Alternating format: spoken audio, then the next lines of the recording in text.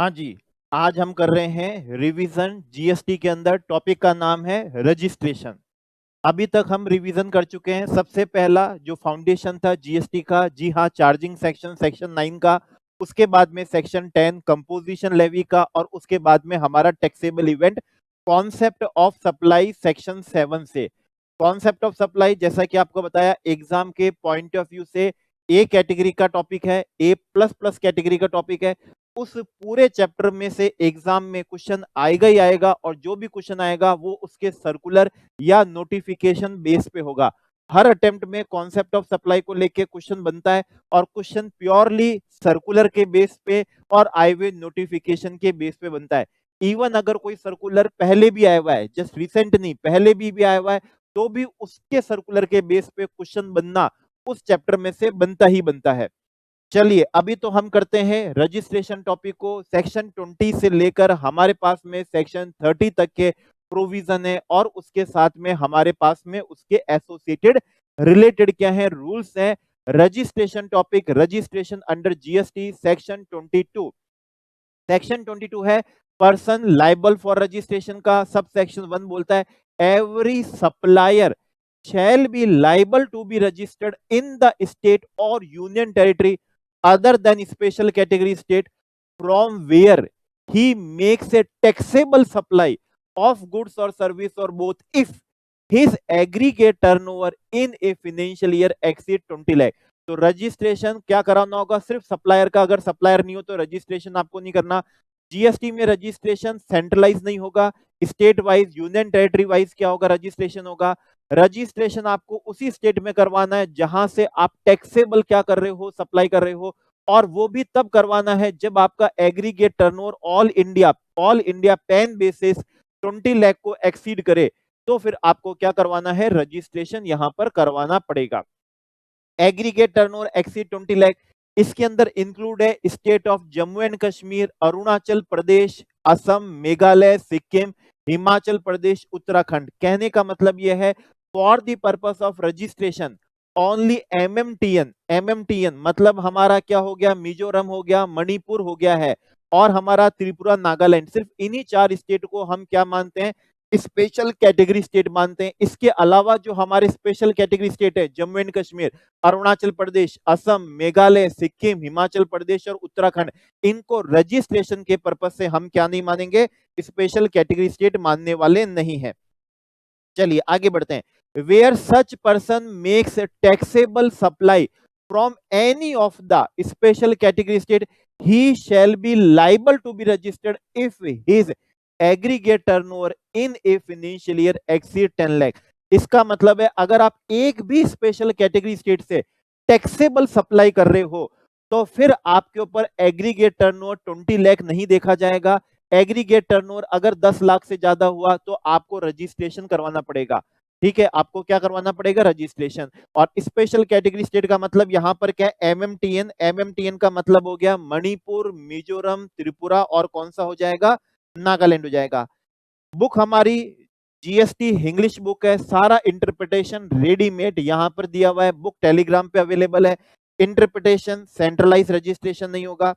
Aggregate turnover all India क्या करेंगे, pan basis क्या करेंगे, कंप्यूट करेंगे, लेकिन रजिस्ट्रेशन तो आपको उन्हीं स्टेट में लेना होगा जहां से आप क्या कर रहे हो, टैक्सेबल सप्लाई कर रहे हो। वैसे तो जीएसटी हमारा कौन सा, डेस्टिनेशन बेस्ड टैक्स है, लेकिन रजिस्ट्रेशन हमको उस स्टेट में करवाना पड़ता है जहां से सप्लायर क्या कर रहा है, सप्लाई कर रहा है। अगर कोई पर्सन स्पेशल कैटेगरी स्टेट और other than special category state दोनों से टैक्सेबल सप्लाई करता है, तो एग्रीगेट टर्नओवर कितना देखा जाएगा, 10 लाख देखा जाएगा। ठीक है, क्या देखा जाएगा, 10 लाख देखा जाएगा। और अगर कोई पर्सन स्पेशल कैटेगरी स्टेट से सिर्फ और सिर्फ नॉन टैक्सेबल सप्लाई करता है, नॉन टैक्सेबल मतलब alcoholic liquor for human consumption, petrol etcetera हुए, तो फिर एग्रीगेट टर्नओवर कितना देखा जाएगा, 20 लाख। लेकिन रजिस्ट्रेशन तो कहां करवाएगा, रजिस्ट्रेशन तो वो उन स्टेट में करवाएगा जहां से वो क्या कर रहा है, टैक्सेबल सप्लाई कर रहा है। अगर सप्लाई विदाउट कंसीडरेशन भी है शेड्यूल फर्स्ट के अंदर, तो भी वो एग्रीगेट टर्नओवर के अंदर क्या हो जाएगी, इंक्लूड हो जाएगी। ठीक है, वो उसके अंदर क्या हो जाएगी, इंक्लूड हो जाएगी। ओके, अच्छा अब एक बात सुनिए, मैं प्रिंसिपल हूं, आप एजेंट हैं, ठीक है, आप एजेंट कौन है? जो आप फर्दर सप्लाई करते हैं और आपको मैंने ऑथोरिटी दे रखी है गुड्स के टाइटल को क्या करने की, ट्रांसफर करने की, गुड्स की ओनरशिप को ट्रांसफर करने की, इनवॉइस आप अपने नाम पे इश्यू करते हैं। तो मैंने जब आपको विदाउट कंसीडरेशन गुड्स दिया, वो शेड्यूल फर्स्ट से क्या होगा, सप्लाई होगा, और वो एग्रीगेट टर्नओवर ऑफ किसमें इंक्लूड होगा, प्रिंसिपल के इंक्लूड होगा। फिर जब आप अपने इनवॉइस से क्या करोगे, फर्दर सप्लाई करोगे, तो फिर वो किसके टर्नओवर में इंक्लूड होगा, वो एजेंट के टर्नओवर में क्या होगा, इंक्लूड होगा। तो यहां पर supply of goods by principal to its agent without consideration, तो प्रिंसिपल के एग्रीगेट टर्नओवर में इंक्लूड होगा। और बाद में supply of goods by an agent on behalf of principal, वो एजेंट के टर्नओवर में इंक्लूड होगा। और एजेंट कौन सा था, शेड्यूल फर्स्ट का जो कौन सा था, पैरा नंबर 3 वाला था। इसके बाद में हम चलते हैं यहां पर, ठीक है। For the purpose of this section, a person shall be considered to be engaged exclusively in the supply of goods, even if he is engaged in exempt supply of services provided by way of extending deposit, loan, advances, in so far consideration is represented by way of interest or discount। यहां पर removal of doubt कर रहे हैं, कह रहे हैं अगर आपको डिपॉजिट का, लोन, एडवांस का इंटरेस्ट और डिस्काउंट मिल रहा है, जो कि एक सप्लाई ऑफ सर्विस का कंसीडरेशन माना जाता है, लेकिन रजिस्ट्रेशन पर्पस के लिए इसे हम सप्लाई ऑफ सर्विस नहीं मानेंगे। कहने का मतलब यहां पर यह है कि जैसे कि मैं कोई सप्लाई ऑफ क्या करता हूं, गुड्स करता हूं, सप्लाई ऑफ गुड्स करता हूं, और मेरे को डिपॉजिट पे, लोन और एडवांसेस पे कुछ इंटरेस्ट और डिस्काउंट भी हो रहा है, तो भी मुझे एक्सक्लूसिवली सप्लायर ऑफ क्या माना जाएगा, गुड्स माना जाएगा। मुझे supplier of goods plus supplier of service नहीं माना जाएगा। मतलब रजिस्ट्रेशन के पर्पज से अगर आपको इंटरेस्ट मिल रहा है, डिस्काउंट मिल रहा है डिपॉजिट का, लोन और एडवांस का, तो उसे हम सप्लाई ऑफ सर्विस का कंसीडरेशन नहीं मानेंगे। हम यही मानेंगे कि आप सप्लायर ऑफ कौन से हो, गुड्स ही हो। आप सप्लायर ऑफ कौन से हो, गुड्स ही हो। ओके, अब हम आते हैं सेक्शन 23 और सब सेक्शन किस पे, 2 पे। सेक्शन 23 सब सेक्शन 2 कहता है the government on recommendation of council by notification specify category of person, ठीक है, who may be exempted from obtaining registration under this act. तो 23 सब सेक्शन 2 से, ठीक है, एम्पावर किया है गवर्नमेंट को कि काउंसिल अगर आपको रिकमेंडेशन दे तो आप नोटिफिकेशन लाके किसी भी क्लास ऑफ पर्सन को रजिस्ट्रेशन की रिक्वायरमेंट से क्या कर सकते हो, एग्जेम्प्ट कर सकते हो। अब वो एग्जेम्पशन सेक्शन 22 से भी कर सकते हो, और जो सेक्शन 24 हमारा कंपलसरी रजिस्ट्रेशन होता है उससे भी कर सकते हो, दोनों में से किसी से भी कर सकते हो और दोनों से भी कर सकते हो। और इसी पावर को इस्तेमाल करते हुए, देखिए इसी पावर को इस्तेमाल करते हुए अब एक नोटिफिकेशन लाए हैं, और आइए वो नोटिफिकेशन आपको कराता हूं। और ये नोटिफिकेशन है हमारे पास में, notification number 10/2019, effective from 1 April 2019। ये हमें बोलता है in exercise of power conferred by 23 subsection 2, central government on the recommendation of the council specify the following category of person as exempt from obtaining registration। तो central government ने council की recommendation से notification लाई 23 subsection 2 की power को इस्तेमाल करते हुए, और फॉलोइंग कैटेगरी ऑफ पर्सन को रजिस्ट्रेशन करवाने की रिक्वायरमेंट से क्या कर दिया है, उन्होंने एग्जेम्प्ट कर दिया। वो कौन से पर्सन है, any person who is engaged exclusively supply of goods and whose aggregate turnover in financial year does not exceed 40 lakh rupees. तो जो भी person exclusively supply of goods कर रहे हैं, सप्लाई ऑफ गुड्स कर रहे हैं, और उनके करंट फाइनेंशियल ईयर का रजिस्ट्रेशन में टर्नओवर हम कभी पिछले साल का नहीं देखते, करंट फाइनेंशियल ईयर का टर्नओवर अगर 40 लाख को एक्सीड नहीं करा है तो आपको रजिस्ट्रेशन करवाने की रिक्वायरमेंट से एग्जाम कर दिया। मतलब जो हमारा लिमिट 20 लाख थी, सप्लायर ऑफ गुड्स के लिए वो कितनी कर दिए, 40 लाख कर दिए। बस आप एक्सक्लूसिवली सप्लाई ऑफ क्या होनी चाहिए, गुड्स होनी चाहिए, कोई भी सप्लाई ऑफ सर्विस नहीं कर रहे हो। लेकिन एक्सप्लेनेशन ने क्या कहा था, अगर इंटरेस्ट और डिस्काउंट मिल रहा है डिपॉजिट, लोन और एडवांस को, तो हम आपको उसे सप्लाई ऑफ सर्विस नहीं मानेंगे। ठीक है। एक्सेप्ट यहां पर बोला जा रहा है person required to take compulsory registration under section 24 of the said act. मतलब अगर आपको सेक्शन 24 से कंपलसरी रजिस्ट्रेशन लेना रिक्वायर्ड है तब तो आपको कंपलसरी रजिस्ट्रेशन लेना पड़ेगा, तो फिर आप पे 40 लाख की लिमिट एप्लीकेबल नहीं होगी। सेकंड है person engaged in making supply of goods being ice cream, other edible oils, ice खाने के जो भी है, पान मसाला, टोबैको मैन्युफैक्चर जो भी सब्स्टिट्यूट हैं, और उसके बाद में अब 4 गुड्स और ऐड हुए, फ्लाई ऐश। ठीक है, फ्लाई ऐश से बनी हुई bricks, fly ash with aggregate 90% और more fly ash content, fly ash blocks, ये बिल्डिंग मटेरियल्स हैं। एक होती है सिंपल ईंट होती है, ठीक है, वो हमारे एटमॉस्फेयर को नुकसान पहुंचाती है, पॉल्यूशन करती है, और ये हमारे लिए कौन होती है, ये हमारी इको फ्रेंडली है, इको फ्रेंडली है। कौन सी वाली ब्रिक्स, जो फ्लाई ऐश ब्रिक्स होती है। ठीक है, इसके बाद में इन्होंने बोला है ब्रिक्स ऑफ फॉसिल मिल्स, ठीक है, सिलिशियस अर्थ, बिल्डिंग ब्रिक्स, अर्थन और रूफिंग क्या हो जाएगी, टाइल्स हो जाएगी। तो ये सारे बिल्डिंग मटेरियल्स हैं। ठीक है, तो अब यहां पर कह रहे हैं कि अगर आप इनको सप्लाई कर रहे हो, चाहे आप मैन्युफैक्चर करके सप्लाई कर रहे हो या फिर आप ट्रेडिंग कर रहे हो, ठीक है, तो आप पे 40 लाख वाली लिमिट एप्लीकेबल नहीं होगी। तो 4 गुड्स ये जो हमारे थे, पहले ही थे आइसक्रीम और अदर एडिबल आइस, ठीक है, पान मसाला हो गया है, टोबैको और टोबैको मैन्युफैक्चर्ड क्या हो चुके हैं, सब्स्टिट्यूट है, और अब 4 इन्होंने और जोड़ दिए, फ्लाई ऐश ब्रिक्स हो गई जिसमें 90% और मोर कंटेंट किसका हो, फ्लाई ऐश का हो, मतलब फ्लाई ऐश ब्लॉक्स हो गए। ठीक है, ब्रिक्स हो गई है, रूफिंग टाइल्स है, बिल्डिंग ब्रिक्स है, इनमें तो इन पे 40 लाख वाली लिमिट एप्लीकेबल नहीं होगी। नेक्स्ट रेस्ट्रिक्शन है person engaged in making intra state supply in the state of Arunachal Pradesh, Manipur, Meghalaya, Mizoram, Nagaland, Puducherry, Puducherry भी है यहां पर, सिक्किम, तेलंगाना भी है, त्रिपुरा, उत्तराखंड। मतलब इन स्टेट के अंदर अगर आप क्या कर रहे हो, सप्लाई कर रहे हो, तो आप 40 लाख वाली लिमिट क्या नहीं कर सकते, एप्लीकेबल नहीं कर सकते। ध्यान दीजिएगा यहां पर जम्मू एंड कश्मीर नहीं है, तो अगर आप जम्मू एंड कश्मीर में सप्लाई कर रहे हो तो आप 40 लाख की लिमिट एंजॉय कर सकते हो। इसके अंदर असम क्या नहीं है, कवर नहीं है, ठीक है ना, इसके अंदर असम कवर नहीं है, इसमें हिमाचल प्रदेश क्या नहीं है, कवर नहीं है। तो 3 स्टेट आपको ध्यान रखने पड़ेंगे, जे एंड के, वो आप ध्यान रख लेना मेरे नाम से, मेरा नाम जगत कीचा जे के है, तो जे एंड के हो गया। फिर आपको ध्यान रखना पड़ेगा एचपी, एचपी का क्या होता है, पेट्रोल होता है, तो उससे याद कर लीजिए कौन सा हो गया, पेट्रोल हो गया एचपी। और एक आपको याद करना होगा कौन सा है, असम। ठीक है, तो अगर आप इन स्टेट से क्या कर रहे हो, सप्लाई कर रहे हो, इसमें ध्यान रखिएगा इनके अंदर पुडुचेरी भी है और इसके अंदर तेलंगाना भी है, तो आप 40 लाख वाली लिमिट को क्या नहीं कर सकते, एंजॉय नहीं कर सकते। इसके बाद कहा जा रहा है person exercising option under the provision of 25 subsection 3 voluntary registration. तो जो भी जीएसटी में वॉलेंट्री रजिस्ट्रेशन लेना चाहता है वो ले ले, उसके ऊपर 40 लाख की लिमिट एप्लीकेबल ही नहीं होगी, उस पर तो कोई भी लिमिट क्या नहीं होगी, एप्लीकेबल नहीं होगी।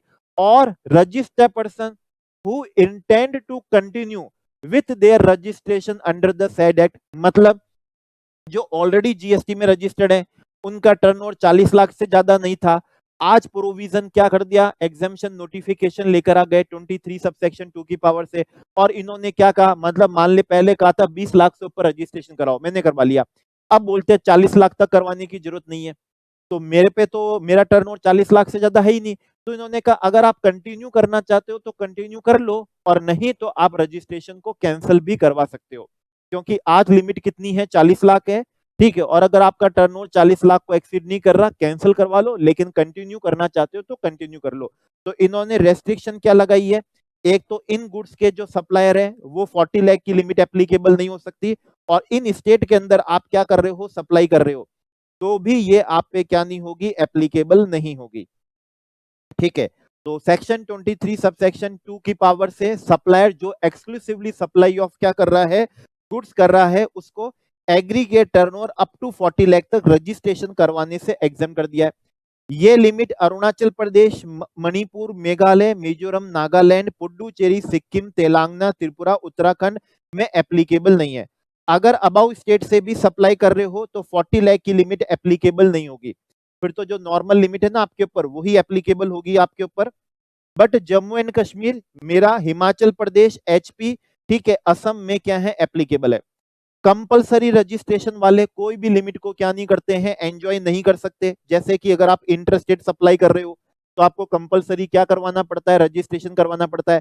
आरसीएम वाली कोई सप्लाई ली तो आपको कंपलसरी क्या करवाना पड़ता है, रजिस्ट्रेशन करवाना पड़ता है। ठीक है, तो कंपलसरी वाले तो 40 लाख या 20 लाख या 10 लाख का वो तो कोई भी लिमिट क्या नहीं करते, एंजॉय नहीं कर सकते। सप्लायर, मैन्युफैक्चरर और ट्रेडर बोथ, आइसक्रीम हो गया, पान मसाला हो गया, टोबैको गुड्स हो गए हैं हमारे। उसके बाद में हमारी क्या हो गई है, फ्लाई ऐश ब्रिक्स हो गई है, बिल्डिंग रूफिंग क्या हो गई है, टाइल्स हो चुकी है हमारे। तो ये वाले भी 40 लाख वाली लिमिट क्या नहीं करेंगे, एंजॉय नहीं कर सकेंगे। ठीक है, अगर आप supply of goods or service दोनों कर रहे हो तो आप 40 लाख की नहीं कर सकते। 40 लाख कब होगा, जब एक्सक्लूसिवली सप्लाई ऑफ क्या कर रहे हो, गुड्स कर रहे हो। अगर आप सप्लाई ऑफ सर्विस करते हो तो 40 लाख की लिमिट आप एंजॉय नहीं कर सकते, क्योंकि वो सिर्फ और सिर्फ किसके लिए रखी गई है, वो सिर्फ और सिर्फ सप्लाई ऑफ गुड्स के लिए ही रखी गई है, एक्सक्लूसिवली सप्लाई ऑफ गुड्स के लिए। ठीक है, इसके बाद में हम 22 के सबसेक्शन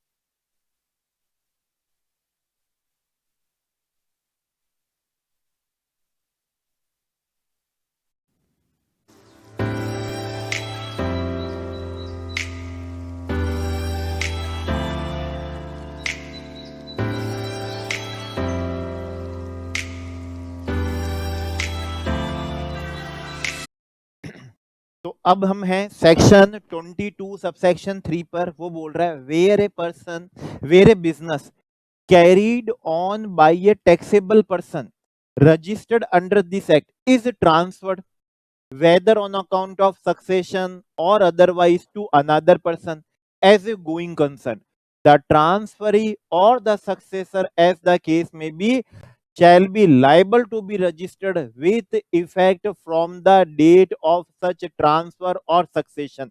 ये यहां पर ये कह रहे हैं कि अगर जैसे कि क्या हो जाए, अमलगमेशन हो जाए, बिजनेस का सक्सेशन हो जाए, प्रीडिसेसर से क्या हो जाए सक्सेसर, फर्म से बदल जाए क्या कंपनी, या फिर क्या हो जाए डेथ हो जाए सोल प्रोप्राइटर की। तो अब ये कह रहे हैं कि अगर आपका प्रीडिसेसर या फिर अमलगमेटिंग कंपनी टैक्सेबल पर्सन थी, क्या थी, अगर वो टैक्सेबल पर्सन थी मतलब जीएसटी में रजिस्टर्ड थी, तो अब जो क्या होगा, अमलगमेटेड कंपनी होगी, अब जो क्या होगा, सक्सेसर होगा, उसको जीएसटी में रजिस्ट्रेशन लेना ही पड़ेगा। वो जीएसटी में रजिस्ट्रेशन के लिए लायबल हो जाएगा, कब से, फ्रॉम द डेट ऑफ किससे, सच ट्रांसफर से। तो यहां पर क्या है, no benefit of threshold exemption, registration आपको लेना ही पड़ेगा। Example, death of registered person, firm क्या बन गई, कंपनी बन गई, या फिर क्या हो गया, अमलगमेशन हो गया। ये प्रोविजन तभी एप्लीकेबल होगा जब प्रीडिसेसर ट्रांसफर जीएसटी में क्या हो, रजिस्टर्ड हो। नाउ सेक्शन 22 के सब सेक्शन किस पे आ रहे हैं, 4 पे आ रहे हैं। हमें बोला जा रहा है not with standing anything contained in subsection 1 and 3, 1 और 3 में कुछ भी लिखा हो, इन केस ऑफ ट्रांसफर, अगर बिजनेस का ट्रांसफर होता है, अमलगमेशन होता है या डीमर्जर होता है, कैसे होता है, pursuant to an order of high court tribunal, otherwise अगर हाई कोर्ट के ऑर्डर से, ट्राइब्यूनल के क्या होता है, ऑर्डर से होता है, उनकी सैंक्शन से होता है, अगर ऐसे हुआ है तो फिर उस केस के अंदर now transfer shall be liable to be registered with effect from the date on which registrar of company issues certificate of incorporation giving effect to such order of high court or tribunal. तो यहां पर कह रहे अगर high court के order पे, tribunal के order और सैंक्शन से अमलगमेशन डीमर्जर हुआ है, तो अब जो भी क्या होगी, अमलगमेटेड कंपनी होगी या जो भी रिजल्टिंग कंपनी होगी, उसको जीएसटी में रजिस्ट्रेशन लेना ही पड़ेगा, क्योंकि ये 22 सबसेक्शन 1 और 3 दोनों को ही क्या कर रहा है, ओवरराइड कर रहा है। तो भले ही आपकी कौन सी अमलगमेटिंग कंपनी टैक्सेबल पर्सन ना हो, जीएसटी में रजिस्टर्ड ना हो, लेकिन अगर हाई कोर्ट के ऑर्डर से और ट्राइब्यूनल के ऑर्डर से क्या हुआ, अमलगमेशन हुआ है, तो अब जो अमलगमेटेड कंपनी है उसको जीएसटी में क्या लेना पड़ेगा, रजिस्ट्रेशन लेना ही पड़ेगा, उसको जीएसटी में रजिस्ट्रेशन लेना ही पड़ेगा, क्योंकि ये 22 सबसेक्शन 1 और 3 दोनों को क्या कर रहा है, ओवरराइड कर रहा है। Aggregate turnover shall include all supply made by taxable person whether on his own account or made on behalf of all the principal। मतलब जैसे कि मैं प्रिंसिपल हूं, मैंने विदाउट कंसीडरेशन अपने एजेंट को दिया, तो वो सप्लाई प्रिंसिपल के टर्नओवर में इंक्लूड होगा, और एजेंट ने उसको आगे सप्लाई करा ऑन बिहाफ ऑफ प्रिंसिपल और इनवॉइस काटी in the name of agent, तो वो एजेंट के टर्नओवर में इंक्लूड होगा, वो प्रिंसिपल की सप्लाई में इंक्लूड होने वाला नहीं है। इसके बाद में हमें कह रहे हैं supply of goods after job work by registered job worker shall be treated as supply by the principal and value of such supply shall not be included in the aggregate turnover of job worker। तो अगर job worker की premises से हमने supply कर दी, तो वो supply job worker का नहीं है, वो सप्लाई किसकी है, प्रिंसिपल की है, और प्रिंसिपल के एग्रीगेट टर्नओवर में इंक्लूड होगी। जॉब वर्कर की तो कौन सी सप्लाई है, उसने जो हमारे लिए जॉब वर्क करा और उसके लिए उसने हमसे जो चार्ज लिए हमसे, वो उसके एग्रीगेट टर्नओवर में होंगे। लेकिन जॉब वर्क करने के बाद में अगर उसकी प्रीमाइसेस से हम आगे सप्लाई कर देते हैं, तो वो उसके टर्नओवर में नहीं, वो हमारे टर्नओवर में क्या होगा, इंक्लूड होगा। The expression special category state shall mean state specified in article 279A clause 4 subclause G of the constitution except for the state of Jammu and Kashmir, state of Arunachal Pradesh, Assam, Himachal Pradesh, Meghalaya, Sikkim, Uttarakhand, registration के purpose से।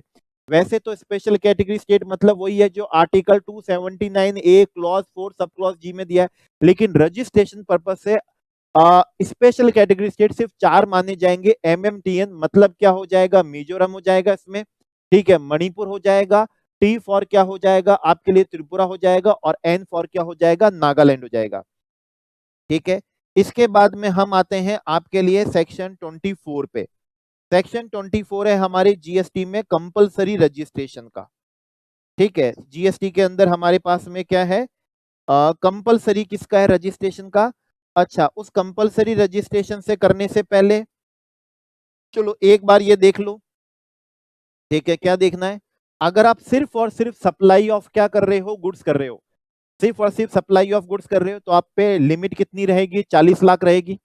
और इसके अंदर कौन कौन से state भी include है, जम्मू एंड कश्मीर में जेके, हिमाचल प्रदेश एचपी, हिंदुस्तान पेट्रोलियम, और एक कौन सा असम, और बाकी जो हमारे स्टेट हैं वो। तो यहाँ पर कितनी लिमिट है, 40 लाख है। यहाँ पर लिमिट कितनी, 40 लाख है। और अगर आप एक्सक्लूसिवली सप्लाई ऑफ गुड्स नहीं कर रहे, गुड्स के साथ में सप्लाई ऑफ क्या कर रहे हो, सर्विस भी कर रहे हो, तो आप पे लिमिट कितनी रह जाएगी, 20 लाख रह जाएगी, ठीक है। अगर आप सप्लाई कर रहे हो किसमें, अरुणाचल प्रदेश, मेघालय, सिक्किम, उत्तराखंड, पुडुचेरी, ठीक है ना, तेलंगाना, यहाँ पर 40 लाख वाली लिमिट है ही नहीं। अगर आप एक्सक्लूसिवली सप्लाई ऑफ गुड्स कर रहे हो तो भी क्या रहेगी, 20 लाख रहेगी। और सप्लाई ऑफ गुड्स और सप्लाई ऑफ क्या कर रहे हो, सर्विस कर रहे हो, तो भी क्या रहेगी, 20 लाख ही रहेगी।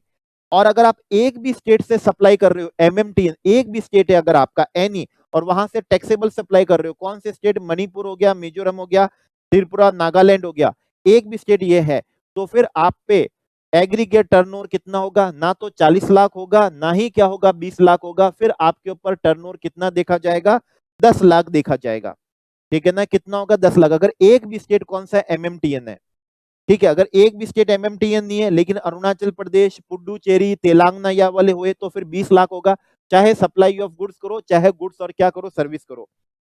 और बाकी स्टेट है इंक्लूडिंग असम, हिमाचल प्रदेश, और क्या हो गया, जम्मू एंड कश्मीर हो गया, सिर्फ सप्लाई ऑफ गुड्स करोगे तो 40 लाख रहेगा, और गुड्स प्लस सर्विस करोगे तो कितना रहेगा, 20 लाख रहने वाला है। सेक्शन 24 पे आ रहे हैं, कंपल्सरी रजिस्ट्रेशन है इन सर्टेन केसेस। तो थ्रेशोल्ड लिमिट की यहाँ पर कोई भी क्या नहीं है, रेलेवेंस नहीं है। 40 लाख, 20 लाख, 10 लाख से अगर आपका टर्नओवर कम है तो भी आपको यहाँ पर रजिस्ट्रेशन करवाना पड़ेगा। तो पहला है person making inter state taxable supply. तो अगर आप इंटर स्टेट सप्लाई कर रहे हो, इंटर स्टेट का मतलब जो IGST एक्ट के सेक्शन 8 में बताया हुआ है, तो वहां से समझो इंटर स्टेट क्या होता है। इंटर स्टेट मतलब जहां लोकेशन ऑफ सप्लायर और प्लेस ऑफ सप्लाई दोनों सेम स्टेट और सेम यूनियन टेरिटरी में नहीं है, तो वो सप्लाई कौन सी इंटरस्टेट है। और इंटरस्टेट के साथ में कौन सी सप्लाई कर रहे हो, अगर आप टैक्सेबल सप्लाई कर रहे हो, अगर टैक्सेबल सप्लाई कर रहे हो तो फिर आपको जीएसटी में क्या करवाना पड़ेगा, कंपलसरी रजिस्ट्रेशन करवाना पड़ेगा। ओके, ठीक है। इसके बाद में है सीटीपी, कैजुअल टैक्सेबल पर्सन। अच्छा, ये बात ध्यान रखना, एक्सपोर्ट भी कौन सी सप्लाई है, इंटरस्टेट सप्लाई है, ठीक है ना। एक्सपोर्ट भी हमारी कौन सी सप्लाई है, इंटरस्टेट सप्लाई है। आपको रजिस्ट्रेशन कराओगे तभी आप क्या ले सकोगे, रिफंड। स्पेशल इकोनॉमिक जोन की यूनिट को, उसके डेवलपर को सप्लाई करना, वो भी सप्लाई कौन सी होती है, इंटरस्टेट ही सप्लाई होती है, और इंटरस्टेट सप्लाई पे आपको कंपलसरी रजिस्ट्रेशन लेना होता है। इसके बाद है casual taxable person, making taxable supply, casual taxable person, ठीक है, जो दूसरे स्टेट में जाके सप्लाई कर रहा है, जिसका उस स्टेट के अंदर कोई फिक्स प्लेस ऑफ क्या नहीं है, बिजनेस नहीं है, कोई भी उस पूरे स्टेट में कहीं पर भी उसका फिक्स प्लेस ऑफ बिजनेस नहीं है। जैसे एग्जीबिशन के लिए गया है, ठीक है, वहां से क्या कर रहा है, सप्लाई कर रहा है, मतलब मेले में गया, फेयर में गया, वहां से सप्लाई करने गया है। कौन सी supply, taxable supply.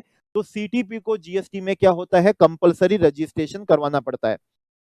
Person who are required to pay tax under reverse charge, अगर आपने ऐसी कोई इनवर्ड सप्लाई ली है जिसपे 9(3) की क्या है, आरसीएम लग रहा हो, 9(4) की बात नहीं कर रहा, 9(4) तो लगता ही तब है जब रिसिपेंट जीएसटी में रजिस्टर्ड हो, तो आप रजिस्टर्ड हो ही तभी लगा 9(4), लेकिन 9(3) में रिसिपेंट रजिस्टर्ड हो भी सकता, नहीं भी हो सकता, और अगर नहीं है तो उसको जीएसटी में क्या करवाना पड़ेगा, कंपलसरी रजिस्ट्रेशन करवाना पड़ेगा। और वंस अगर उसने रजिस्ट्रेशन करवा लिया तो वो बिकम बन जाएगा क्या, टैक्सेबल पर्सन, ठीक है। इसके बाद में person who are required to pay tax under section 9 sub section 5, तो कौन कौन से थे, ओला उबर थे, मेक माई ट्रिप था, अर्बन कंपनी था, और हमारा स्विगी जोमेटो था। तो ये 4 नोटिफाइड सर्विस थी। जब आप ईसीओ के थ्रू क्या करते हो, सप्लाई करते हो, तो ईसीओ को जीएसटी का क्या करना था, पेमेंट करना था, तो ईसीओ को जीएसटी में कंपलसरी रजिस्ट्रेशन करवाना ही पड़ेगा। और हमने पढ़ा था इस एक्ट के सारे प्रोविजन ईसीओ पे एप्लीकेबल होंगे, मतलब रजिस्ट्रेशन के, टैक्स इनवॉइस के, रिटर्न फाइलिंग के। तो 9(5) में जो ईसीओ है उनको जीएसटी में क्या करवाना पड़ता है, कंपलसरी रजिस्ट्रेशन करवाना पड़ता है। ये सारी बातें यहाँ पर इंग्लिश लैंग्वेज के अंदर सारा इंटरप्रिटेशन रेडीमेड आपको यहाँ पर क्या करा हुआ है, दिया हुआ है, जिसे आप आसानी से पढ़कर टेक्निकल चीजें भी क्या कर सकते हैं, रेडीमेड समझ सकते हैं। इसके बाद में non resident taxable person making taxable supply, तो सीटीपी तो होता है जिसका उस स्टेट में कोई फिक्स प्लेस ऑफ बिजनेस नहीं होता, और एनआरटीपी वो विदेशी सप्लायर होता है जिसका पूरा इंडिया में ही ना तो कोई फिक्स प्लेस ऑफ बिजनेस होता है और ना ही कोई उसका रेसिडेंस होता है, वो होता है एनआरटीपी। और अगर वो टैक्सेबल सप्लाई करने आया है तो उसको जीएसटी में कंपलसरी रजिस्ट्रेशन करवाना पड़ेगा। और ध्यान हो, CTP NRTP composition scheme applicable नहीं होती उन पे। आगे बढ़ते हैं, person who are required to deduct tax under section 51 whether or not separately registered under this act। तो गवर्नमेंट क्या हो गए, डिपार्टमेंट हो गए, पीएसयूज हो गए, लोकल अथॉरिटीज जो है हमारे, ठीक है, गवर्नमेंट ये जो क्या हो गई, सोसाइटीज हो गई है, या ऐसी कोई भी बॉडी हो गई है, बोर्ड हो गया, अथॉरिटी हो गया, जिसमें गवर्नमेंट का 51% क्या होता है, उससे ज्यादा स्टेक होता है, ठीक है। तो वो अगर जब भी क्या लेते हैं, सप्लाई लेते हैं, तो उनको क्या करना पड़ता है, टीडीएस करना पड़ता है, जीएसटी वाला, इनकम टैक्स की बात नहीं करना, जीएसटी वाले की बात कर रहा हूं।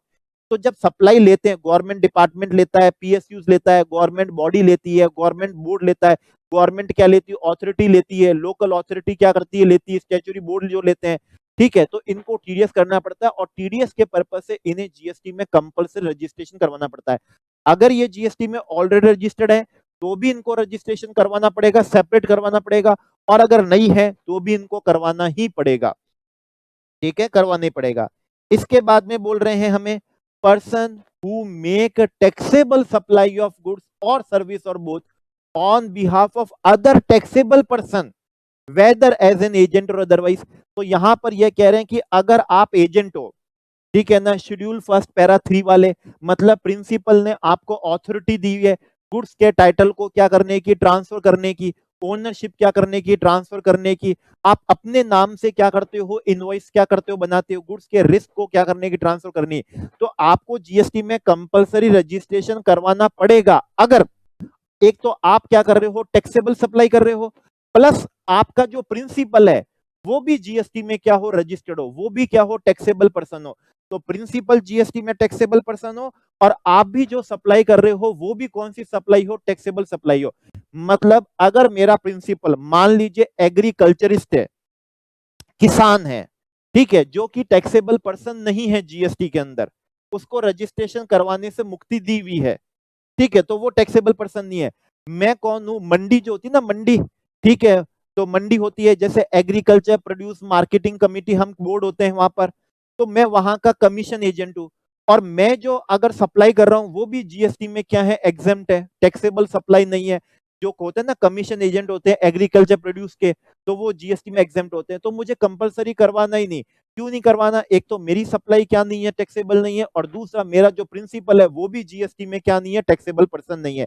तो कब करवाना होगा, जब प्रिंसिपल टैक्सेबल पर्सन हो और मेरी सप्लाई भी कौन सी हो, टैक्सेबल हो, तो मेरे को जीएसटी में कंपलसरी रजिस्ट्रेशन करवाना है। इसके बाद में करवाना है किसको, इनपुट सर्विस डिस्ट्रीब्यूटर को, वेदर और not separately registered under this act.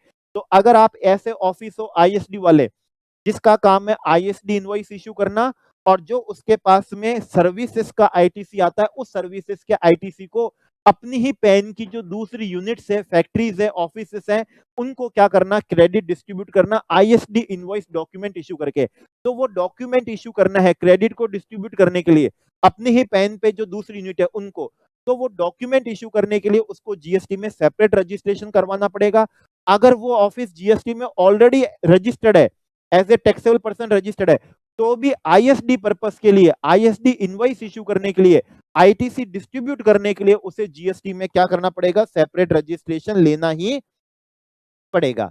इसके बाद में किसको कंपलसरी और करवाना है, person who supply goods or service or both other than supply specified 95 वाले ईसीओ की बात नहीं करे, बाकी जो ईसीओ है ना, फ्लिपकार्ट हो गया है हमारा, ठीक है ना, 1mg हो चुका है, तो बाकी वाली ईसीओ के थ्रू आप सप्लाई कर रहे हो, actual supplier through such ECO who is required to collect tax at source under section 52। तो यहां पर ये कह रहे हैं कि अगर आप ऐसे ईसीओ के थ्रू सप्लाई कर रहे हो, ठीक है ना, 95 वाले की बात नहीं कर रहे, 95 वाले को तो वैसे ही हमने 95 वालों को कहा था कंपलसरी करवाओ, और 95 वालों को टीसीएस नहीं करना पड़ता। हम तो अदर देन 95 वाले ईसीओ की बात कर रहे हैं कि अगर आप एक्चुअल सप्लायर अदर देन 95 वाली ईसीओ, मतलब क्या हो गया, मिंत्रा हो गया है, अजियो हो गया है, फ्लिपकार्ट हो गया, अमेजन हो चुका है, स्नैपडील है, इन 1mg है आपका, इनके थ्रू सप्लाई कर रहे हो, प्लस उस ईसीओ को सेक्शन 52 के पर्पज से अगर टीसीएस करना है, अगर टीसीएस करना है, ठीक है, तो आपको जीएसटी में क्या करना होगा, कंपलसरी रजिस्ट्रेशन करवाना पड़ेगा, तो आपको करवाना पड़ेगा। अगर उनको टीसीएस करना क्या नहीं है, रिक्वायर्ड नहीं है ईसीओ को, ठीक है, अंडर सेक्शन 52, तो आपको कंपलसरी रजिस्ट्रेशन की क्या नहीं होगी, रिक्वायरमेंट नहीं होगी, ठीक है, तो आपको क्या नहीं होगी, रिक्वायरमेंट नहीं होगी। ठीक है, चलिए आगे बढ़ते हैं। Every electronic commerce operator who is required to collect tax at source under 52। अब जो भी ईसीयू है जिसको 52 में टीसीएस करना है, उस ईसीओ को भी जीएसटी में क्या करवाना है, कंपलसरी रजिस्ट्रेशन करवाना है। 95 वालों को भी करवाना है, और 95 के अलावा जो भी ईसीयू है उनको भी कंपलसरी तभी करवाना है जब उनको टीसीएस करना हो। अगर उनको टीसीएस नहीं करना है, किसी का भी टीसीएस नहीं करना, मतलब उनके थ्रू जो भी सप्लाई कर रहे हैं, अगर उनको एक भी सप्लायर का टीसीएस करना रिक्वायर्ड नहीं है सेक्शन 52 से, मान लो कोई नोटिफिकेशन आ गया, एग्जामिशन दे दिया, आपको नहीं करना, तो ऐसी ईसीओ को कंपलसरी नहीं करवाना, ठीक है, उसी ईसीओ को करवाना है जिसको 52 के प्रोविजन से टीसीएस करना क्या हो रहा है, रिक्वायर्ड हो रहा है। ये सारी बातें इंग्लिश लैंग्वेज में रेडीमेड लिखी है, न्यूज़पेपर की तरफ फटाफट पढ़ सकते हो, और उतना ही आसानी से आप यहां पर समझ भी सकते हैं। इसके बाद में आते हैं एवरी पर्सन, ठीक है, supplying OIDAR service, online information database access retrieval service. जैसे यूट्यूब पे आप ये क्या कर रहे हैं, रिवीजन वीडियो देख रहे हैं, तो एक डेटाबेस बना हुआ है यूट्यूब का, जहां पर जाके ये वीडियो क्या हो रहा है, अपलोड हो रहा है, ठीक है, और फिर उस अपलोड हुए हुए डेटा को आप क्या कर पा रहे हैं, एक्सेस कर पा रहे हैं OIDAR सर्विस। तो अगर कोई विदेशी OIDR है, from a place outside India to a person in India other than a registered person, other than a क्या है, रजिस्टर्ड पर्सन, तो ऐसे विदेशी सप्लायर जो इंडिया में OIDAR की, विदेशी सप्लायर की बात कर रहा हूं, इंडिया वाले की नहीं, इंडिया वाले को कंपलसरी नहीं है। अगर ऐसे कोई विदेशी सप्लायर जो OIDAR की सर्विस दे रहा है, वो भी किसको दे रहा है, अदर देन रजिस्टर्ड पर्सन को दे रहा है, जैसे कि आप लोग अदर देन रजिस्टर्ड पर्सन, तो ऐसे में उस OIDR वाले को जीएसटी में कंपलसरी रजिस्ट्रेशन करवाना पड़ेगा। तो कैसे? विदेशी सप्लायर भारत के अनरजिस्टर्ड रिसिपेंट को पर्सनल पर्पस के लिए OIDR की सर्विस देता है, तो उस विदेशी सप्लायर को जीएसटी में क्या करना होगा? कंपलसरी रजिस्ट्रेशन लेना पड़ेगा। ठीक है ना? और ये जो आप लेक्चर देख रहे हैं ये फ्री में देख रहे हैं, पर आपको कॉन्सेप्ट ऑफ सप्लाई चैप्टर में बताया था, अगर कोई इंपोर्ट ऑफ सर्विस हो रही है, ठीक है, for received for a consideration हो, या even even not in course of क्या हो, बिजनेस हो, या फिर क्या हो, विदाउट कंसीडरेशन हो, तो भी उसको हम क्या मानते हैं? सप्लाई मानते हैं। शेड्यूल फर्स्ट के पैरा 4 में दिया है कि अगर आप कुछ इंपोर्ट ऑफ सर्विस कर रहे हैं विदाउट क्या कर रहे हैं? कंसीडरेशन कर रहे हैं, ठीक है, लेकिन वो होनी तो कौन सी चाहिए? In course of furtherance of business हो, तो उसे हम क्या मानेंगे? सप्लाई मानेंगे। और अगर क्या कर रहे हो? फॉर ए कंसीडरेशन कर रहे हो, फॉर ए कंसीडरेशन, लेकिन वो in course of furtherance of business नहीं है, तो भी हम उसको क्या मानते हैं? सप्लाई क्या करते हैं? मानते हैं। और लास्ट कंपलसरी में है, जिनको भी और किसी को भी नोटिफाइड कर दें तो उनको भी जीएसटी में कंपलसरी रजिस्ट्रेशन करवाना पड़ेगा। अब हम आ जाते हैं हमारे कौन से पे? सेक्शन 23 पे। ठीक है, ये रहा 23। तो 22 कर लिया हमने, अभी 23 कर लिया, 24 कर लिया। अब हम आते हैं सेक्शन 23 पे। सेक्शन 23 है person not liable for registration. तो सब सेक्शन 1 बोलता है the following person shall not be liable to registration, namely any person engaged exclusively in the business of supply of goods or service or both that are not liable to tax or wholly exempt from tax। ठीक है, तो इन्होंने क्या कह दिया? पहले तो उन्होंने कहा कि अगर आपका टर्नओवर 10 लाख, 20 लाख, 40 लाख से ज्यादा है तो रजिस्ट्रेशन करवाओ। ठीक है, तो यहां पर जाके इन्होंने कहा कि अगर आप किसी स्टेट से मान लीजिए सिर्फ और सिर्फ सप्लाई कर रहे हो, जो सप्लाई क्या है? नॉट लायबल टू टैक्स है, ठीक है, नॉन टैक्सेबल सप्लाई है, होली एग्जेम्प्ट है, तो फिर आपको जीएसटी में उस स्टेट में रजिस्ट्रेशन करवाने की क्या नहीं है? रिक्वायरमेंट ही नहीं है। ठीक है, सप्लाई क्या होनी चाहिए? Wholly exempt. ध्यान रखना, एक्सपोर्ट सप्लाई एग्जेम्प्ट नहीं है, वो जीरो रेटेड है। वो कौन सी है? जीरोटेड है। तो आपको रजिस्ट्रेशन करवाना पड़ेगा, और रजिस्ट्रेशन करवाओगे तभी तो आपको क्या मिलेगा? रिफंड मिलेगा। तो यहां पर ये जो एग्जाम्पशन दे रहे हैं हम स्टेट वाइज दे रहे हैं कि जिस किसी भी स्टेट से अगर आप होली एग्जाम सप्लाई कर रहे हो या फिर नॉन टैक्सेबल सप्लाई कर रहे हो, तो उस स्टेट में आपको रजिस्ट्रेशन करवाने की क्या नहीं है? रिक्वायरमेंट ही नहीं है। सारी बातें इंग्लिश लैंग्वेज के अंदर रेडीमेड लिखी है, खुद कुछ इंटरप्रिटेशन निकालने की जरूरत नहीं है। सिंपली बुक्स को क्या करो? रीड करो, और सारे इंटरप्रिटेशन क्या कर लो? समझ लो। क्लॉज भी बोलता है एन एग्रीकल्चरिस्ट। ध्यान रखिएगा, वैसे तो डेफिनेशन में एग्रीकल्चरिस्ट हमारे मेंशन है, ठीक है। एग्रीकल्चरिस्ट होता है सिर्फ इंडिविजुअल और एचयूएफ, फर्म कंपनी कभी भी एग्रीकल्चरिस्ट नहीं है जीएसटी लॉ के पर्पज से।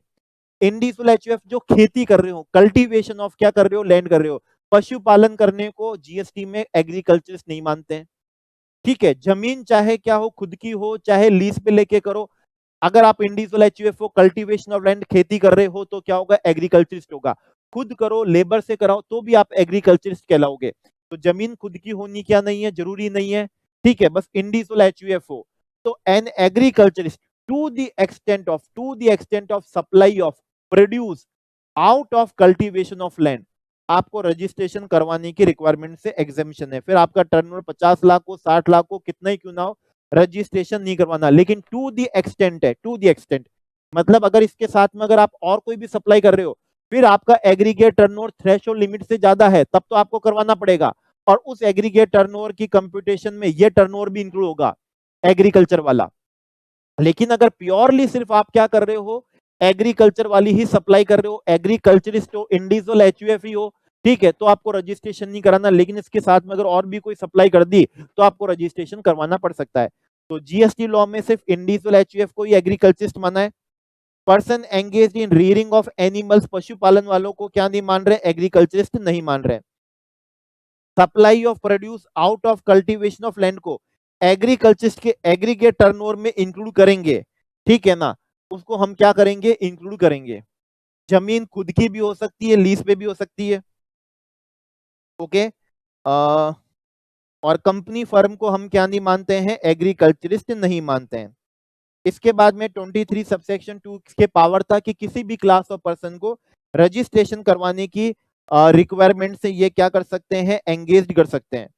तो इन्होंने क्या करा है, उसको यूज करा किस और एग्जाम्पशन दी है, exclusively engaged in supply under कौन सी 9(3). अगर आप कोई ऐसी सप्लाई कर रहे हो जो आरसीएम वाली सप्लाई है, 9(3) वाली सप्लाई है, फिर आपका टर्नओवर भले ही रजिस्ट्रेशन कराने की थ्रेशोल्ड लिमिट को क्या कर जाए, एक्सीड भी कर जाए, आपको रजिस्ट्रेशन नहीं करवाना। अगर सिर्फ और सिर्फ आरसीएम वाली सप्लाई कर रहे हो तो आपको जीएसटी पे करना ही नहीं है, आपके किसको, रिसिपेंट को पे करना है, तो आपको रजिस्ट्रेशन करवाने की रिक्वायरमेंट से क्या दे दी, एग्जाम्पशन दे दी। Supplier engaged in making inter state supply of service, inter state taxable supply वालों को तो कंपलसरी कहा था, लेकिन अगर आप सर्विस वाले हो तो रजिस्ट्रेशन करवाने की रिक्वायरमेंट से आपको क्या दे दी, एग्जाम्पशन दे दी। गुड्स वालों को नहीं दिया, सर्विस वालों को दिए, क्योंकि सर्विस वाले सर्विस टैक्स में भी क्या करते थे, एग्जाम्पशन एंजॉय करते थे, ठीक है, इसलिए जीएसटी में भी उनको क्या देनी पड़ी, एग्जाम्पशन देनी पड़ी। Supply of service making supply, supplier of service making supply through third party ECO who is required to collect tax, ठीक है, अंडर सेक्शन 52, तो भी आपको कंपल्सरी रजिस्ट्रेशन से एग्जाम्पशन दे दी, किसको, सिर्फ सर्विस वालों को। तो अगर मैं सप्लायर ऑफ सर्विस हूं, अगर मैं क्या हूं, सप्लायर ऑफ सर्विस हूं, और मैं अपने कोई ईसीओ थर्ड पार्टी पोर्टल के थ्रू अपने लेक्चर क्या कर रहा हूं, सेल कर रहा हूं, तो मेरे को जीएसटी में कंपलसरी रजिस्ट्रेशन करवाने की रिक्वायरमेंट नहीं है, मेरे को क्या दे दी है, एग्जाम्पशन दे दी है, मेरे को क्या दे दी, एग्जाम्पशन। लेकिन ये एग्जाम्पशन सिर्फ और सिर्फ सर्विस वालों को दी है, ठीक है ना, क्या दी है, सर्विस वालों को दी। इसके बाद में इंटरस्टेट सप्लायर हो, ठीक है ना, ऑफ किसके, हैंडीक्राफ्ट गुड्स के, तो एक तो सर्विस वालों, सभी सर्विस को दे दी, गुड्स में सिर्फ किसको दी है, जो हैंडीक्राफ्ट गुड्स होते हैं ना, उनको दी है। सीटीपी में भी कंपलसरी करवाना पड़ता है, लेकिन अगर आप सीटीपी हो, कैजुअल टैक्सेबल पर्सन हो, और कौन से के हो, हैंडक्राफ्ट गुड्स के हो, तो आपको कंपलसरी रजिस्ट्रेशन से क्या दे दी है, एग्जाम्पशन दे दी है। ये सारे नोटिफिकेशन है, पहला वाला आरसीएम वालों को दे दी, दूसरा इंटरस्टेट सप्लाई ऑफ सर्विस वालों को कंपलसरी रजिस्ट्रेशन से क्या दे दी है, एग्जाम्पशन दे दी है, ठीक है। इसके बाद में एग्जाम्पशन थी हमारी कौन सी, अगर आप सप्लाई ऑफ सर्विस कर रहे हो ईसीओ के थ्रू, ठीक है ना, तो भी आपको कंपलसरी रजिस्ट्रेशन से क्या दे दी, एग्जाम्पशन दे दी। फिर अगर हैंडक्राफ्ट गुड्स कर रहे हो, इंटरस्टेट कर रहे हो, या एज ए सीटीपी कर रहे हो, तो कंपलसरी रजिस्ट्रेशन से एग्जाम्पशन दे दी। और उसके बाद में नोटिफिकेशन था कौन सा वाला, 40 लाख वाला, जिसको हमने क्या करा था, कवर करा था, ठीक है। चलिए, इसके बाद में एक सर्कुलर है, इस सर्कुलर को मैं बड़े आसान शब्दों में समझाता हूं। मैं हूं एक एग्रीकल्चरिस्ट, और मैं हूं मिस्टर ए एग्रीकल्चरिस्ट, और आप हो मिस्टर बी मेरे कमीशन एजेंट मंडी के अंदर। मंडी में कमीशन एजेंट हो कहां पर, agriculture produce marketing committee act के अंदर आप कमीशन एजेंट हो। अब ध्यान रखना, आपको जीएसटी में एजेंट को कंपलसरी कब करवाना था, पहले जब आपका प्रिंसिपल टैक्सेबल पर्सन हो, और दूसरा आपकी सप्लाई कौन सी हो, टैक्सेबल हो। इस वाले एग्जांपल के अंदर मैं जहां एग्रीकल्चरिस्ट हूं, मिस्टर ए हूं, इंडिविजुअल एचयूएफ हूं, तो मेरे को तो रजिस्ट्रेशन करवाने से वैसे ही 23 सबसेक्शन 1 क्लॉज बी से एग्जाम्पशन दे रखी है, मैं टैक्सेबल पर्सन हुई नहीं। दूसरा, आप जो काम कर रहे हो, कमीशन एजेंट हो एग्रीकल्चर प्रोड्यूस के, वैसे ही वही सप्लाई जीएसटी के अंदर क्या है, एग्जम्प्ट है, आपको भी जीएसटी में क्या नहीं करवाना, रजिस्ट्रेशन करवाना, मतलब कंपल्सरी रजिस्ट्रेशन करवाना, कंपल्सरी करवाना क्या नहीं है, रिक्वायर्ड नहीं है, ठीक है ना, कंपल्सरी करवाना रिक्वायर्ड नहीं। हाँ, अगर आप कोई ऐसी सप्लाई लेते हो जिसके ऊपर आप पे आरसीएम लग रहा है, तब तो आपको करवाना पड़ेगा। बस कब नहीं करवाना, आप एजेंट हो ना, उस वाला कंपलसरी नहीं करवाना। दूसरा वाला कंपलसरी करवाना पड़ सकता है, क्योंकि मान लो आपने कोई ऐसी सप्लाई ले ली जो अंडर आरसीएम है, तो उसका टैक्स पे करने के लिए कंपलसरी करवाना पड़ेगा। लेकिन कौन से कंपलसरी से आपको एग्जाम्पशन है, एजेंट वाले से, क्योंकि प्रिंसिपल आपका टैक्सेबल पर्सन नहीं है, और आप जो सप्लाई कर रहे हो वो सप्लाई कौन सी नहीं है, टैक्सेबल सप्लाई नहीं है, इसलिए आपको जीएसटी में क्या नहीं करवाना, कंपलसरी रजिस्ट्रेशन नहीं करवाना। तो वो ही पूरी बात यहां पर क्या करिए बताई हुई है, क्या बताई, प्रिंसिपल आपको कब करवाना था कंपलसरी, जब प्रिंसिपल आपका टैक्सेबल पर्सन हो, और कमीशन एजेंट जो सप्लाई कर रहा हो वो भी कौन सी सप्लाई हो, टैक्सेबल सप्लाई हो। और जनरली कमीशन एजेंट जो होते हैं वो जो सप्लाई करते हैं ऑन बिहाफ ऑफ एग्रीकल्चरिस्ट, जो कि क्या नहीं होता, टैक्सेबल पर्सन नहीं होता, जो कि क्या नहीं होता, टैक्सेबल पर्सन नहीं होता। ओके, तो ये भी हमने क्या करा, यहां पर करा, ठीक है। सेक्शन 24 हमारा यहाँ पर हो चुका है। अब हम आते हैं हमारे नेक्स्ट सेक्शन कौन से पे, सेक्शन 25 पे। ठीक है, सेक्शन किस पे आ रहे हैं, 25 पे आ रहे हैं। सेक्शन 25 है प्रोसीजर फॉर किसका, रजिस्ट्रेशन का। सब सेक्शन 1 बोलता है time limit for application of registration. तो every person who is liable to be registered under section 22 और 24 shall apply for registration in every such state और union territory in which he is so liable within 30 days from the date on which he become liable for registration। तो हर उस state में आपको registration के लिए application करनी होगी जिस जिस स्टेट में आप लायबल हो, चाहे 22 से हो चाहे 24 से हो। और कितने दिनों में, 30 डेज में। कब से 30 डेज, जब से आप लायबल फॉर क्या हो चुके थे, रजिस्ट्रेशन हो चुके थे। सेंट्रलाइज वेंट्रलाइज नहीं होगा, सारी चीजें यहां पर इंग्लिश लैंग्वेज के अंदर आपको यहां पर क्या करी हुई है, दी हुई है सारे इंटरप्रिटेशन। ठीक है, अब बात आती है CTP, casual taxable person, NRTP, non resident taxable person shall apply for registration at least 5 days prior to the commencement of business. तो सीटीपी और एनआरटीपी को जीएसटी में कंपल्सरी रजिस्ट्रेशन के लिए कहा है। इनको कहा है कि जिस दिन आप बिजनेस कमेंस करना चाह रहे हो उससे एटलीस्ट 5 डेज बिफोर आपको अप्लाई करना पड़ेगा फॉर किसके लिए, रजिस्ट्रेशन के लिए। और आपको ध्यान हो, इनको एडवांस एप्लीकेशन करनी पड़ रही है इन केस ऑफ सीटीपी एनआरटीपी। ठीक है, और क्यों करनी पड़ रही है, क्योंकि इनको एडवांस डिपॉजिट करना पड़ता है अपनी जो नेट एस्टिमेटेड टैक्स लायबिलिटी होती है। एडवांस में टैक्स जमा कराना पड़ता है, net estimated tax liability. Net का मतलब होता है आफ्टर सेटिंग ऑफ आईटीसी। तो आफ्टर सेटिंग ऑफ आईटीसी जितना भी इनकी कैश लायबिलिटी बन रही है, एस्टिमेटेड बन रही है, तो वो इनको पहले जमा करानी पड़ती है, वो भी रजिस्ट्रेशन से पहले। वो भी किससे, रजिस्ट्रेशन से पहले। अब आइए प्रोवाइडेड पे। Provided further that a person having a unit या फिर यूनिट्स भी है in a special economic zone or being a special economic zone developer shall have to apply for a separate registration as distinct from his place of business located outside the special economic zone in the same state union territory. तो अगर special economic zone में आपकी unit या units हैं, ठीक है, या आप स्पेशल इकोनॉमिक जोन के डेवलपर हो, तो आपको उसके लिए सेपरेट रजिस्ट्रेशन क्या करना पड़ेगा, लेना पड़ेगा।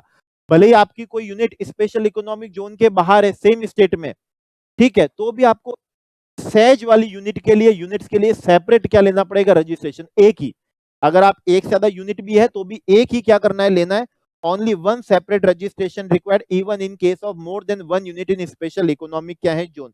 तो फिर ऐसी स्थिति में आपके एक स्टेट में एक से ज्यादा रजिस्ट्रेशन भी हो सकेंगे, एक तो स्पेशल इकोनॉमिक जोन की यूनिट का और दूसरी यूनिट जो स्पेशल इकोनॉमिक जोन के क्या है, बाहर है।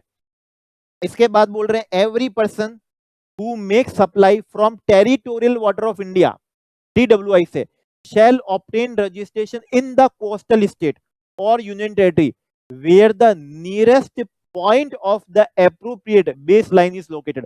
अगर आप TWI भी इंडिया की डेफिनेशन में है, अगर आप वहां से कोई सप्लाई कर रहे हो तो आप रजिस्ट्रेशन कौन से स्टेट और यूनियन टेरिटरी में कराओगे, तो वहां से जो भी नियरेस्ट कोस्टल स्टेट होगा, किनारे से अड़ता हुआ स्टेट को कोस्टल बोलते हैं, तो जो भी नियरेस्ट कोस्टल स्टेट या यूनियन टेरिटरी होगी, तो उस कोस्टल स्टेट और यूनियन टेरिटरी में आपको रजिस्ट्रेशन के लिए क्या करनी पड़ेगी, एप्लीकेशन करनी पड़ेगी। नियरेस्ट कोस्टल स्टेट में आपको रजिस्ट्रेशन के लिए एप्लीकेशन करनी होगी। नाउ आते हैं 25 सबसेक्शन। यस, तो अब हम हैं 25 सबसेक्शन 2 पे। 25 सबसेक्शन 2 हमें बताता है a person seeking registration under this act shall be granted single registration in a state or union territory provided that a person having multiple places of business in a state or union territory may be granted a separate registration for each such place of business। तो बोल रहे हैं वैसे तो GST में normally one state क्या होता है, वन रजिस्ट्रेशन ही होता है, चाहे उस स्टेट में आपकी मल्टीपल प्लेस ऑफ बिजनेस ही क्यों ना हो। लेकिन अगर आप चाहें तो स्टेट में मल्टीपल प्लेस ऑफ बिजनेस के लिए सेपरेट रजिस्ट्रेशन ले सकते हैं, चाहे वो multiple place of business same supply कर रहे हो गुड्स या सर्विस की, या फिर डिफरेंट सप्लाई ऑफ सर्विस कर रहे हो गुड्स की, डजेंट मैटर। आप चाहें तो सेपरेट ले सकते हैं, अदरवाइज वैसे तो क्या है, सिंगल रजिस्ट्रेशन होता है एक स्टेट और किसके अंदर, वन यूनिट में। लेकिन ध्यान रखना, स्पेशल इकोनॉमिक जोन की यूनिट के केस में मैंडेटरी था कि वहां की यूनिट के लिए, डेवलपर के लिए सेपरेट रजिस्ट्रेशन लेना ही पड़ेगा। बाकी के लिए क्या है, ऑप्शनल है, आप चाहें तो लेना चाहें तो ले सकते हैं। इसके बाद में हम रूल पर आते हैं। रूल हम रीड कर लेते हैं, क्या तरीका है रजिस्ट्रेशन का। तो separate registration for multiple place of business, ठीक है, मल्टीपल बिजनेस आप अलग अलग रजिस्ट्रेशन क्या कर सकते हैं, ले सकते हैं, लेकिन ध्यान रखिएगा अगर उसमें से एक भी इन एलिजिबल है कंपोजिशन के लिए, तो फिर आपको ध्यान देना, आप पैन बेसिस क्या हो जाओगे, इन एलिजिबल हो जाओगे, किसके लिए, कंपोजिशन के लिए। A all separate registered place of business of such person shall pay tax on supply made to another registered place of business and issue a tax invoice। अगर एक स्टेट में अगर आपके सेपरेट सेपरेट रजिस्ट्रेशन है तो GST की law की नजरों में आप डिस्टिंक्ट पर्सन बन गए। फिर अगर आप एक प्लेस ऑफ बिजनेस उसी स्टेट के अंदर दूसरे प्लेस ऑफ बिजनेस को विदाउट कंसीडरेशन भी कुछ गुड्स और सर्विस देगा तो उसे हम सप्लाई मानेंगे, ठीक है ना, उसे हम सप्लाई मानेंगे, जीएसटी पे करना होगा और उसके रेस्पेक्ट में आपको टैक्स इनवॉइस या बिल ऑफ सप्लाई क्या करना पड़ेगा, रेज करना पड़ेगा, ठीक है।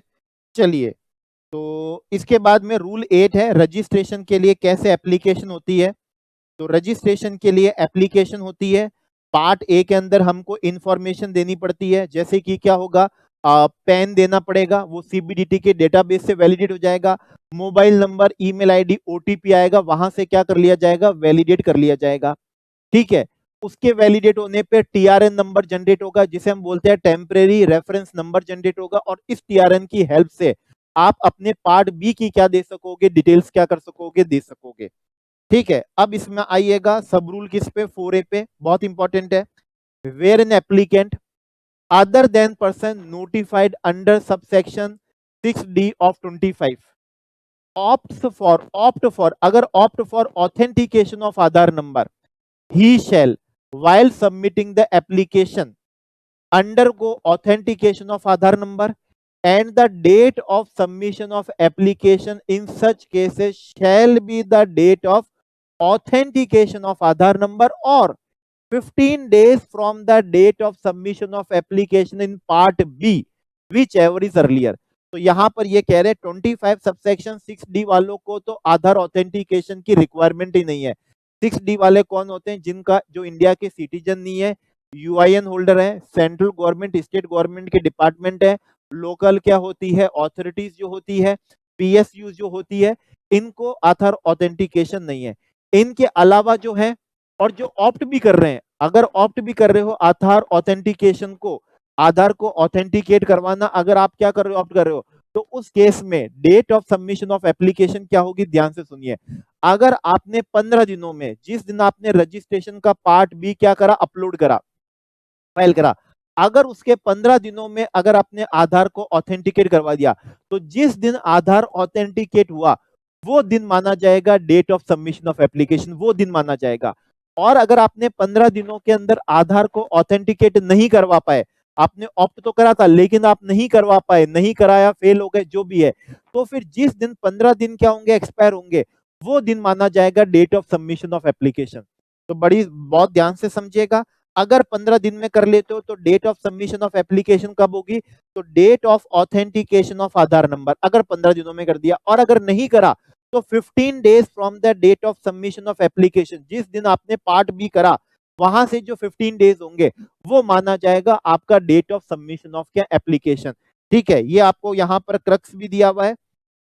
ये हम कब की बात कर रहे हैं, जब आपने आधार ऑथेंटिकेट करवाना क्या करा है, ऑप्ट करा है, ठीक है, आधार ऑथेंटिकेट करवाना ऑप्ट करा है। तो date of authentication of Aadhaar number कब, जब आपने 15 दिनों के अंदर क्या कर दिया, आधार को ऑथेंटिकेट करवा दिया। और अगर आपने नहीं कराया, ठीक है ना, नहीं कराया, तो फिर उस केस के अंदर क्या होगा, तो उस केस के अंदर 15 days from the submission of क्या होगा, एप्लीकेशन होगा। अगर आपने आधार ऑथेंटिकेशन को तो ऑप्ट तो करा था लेकिन आप उसमें क्या हो गए, फेल हो गए, तो जिस दिन 15 दिन हुए वो माना जाएगा।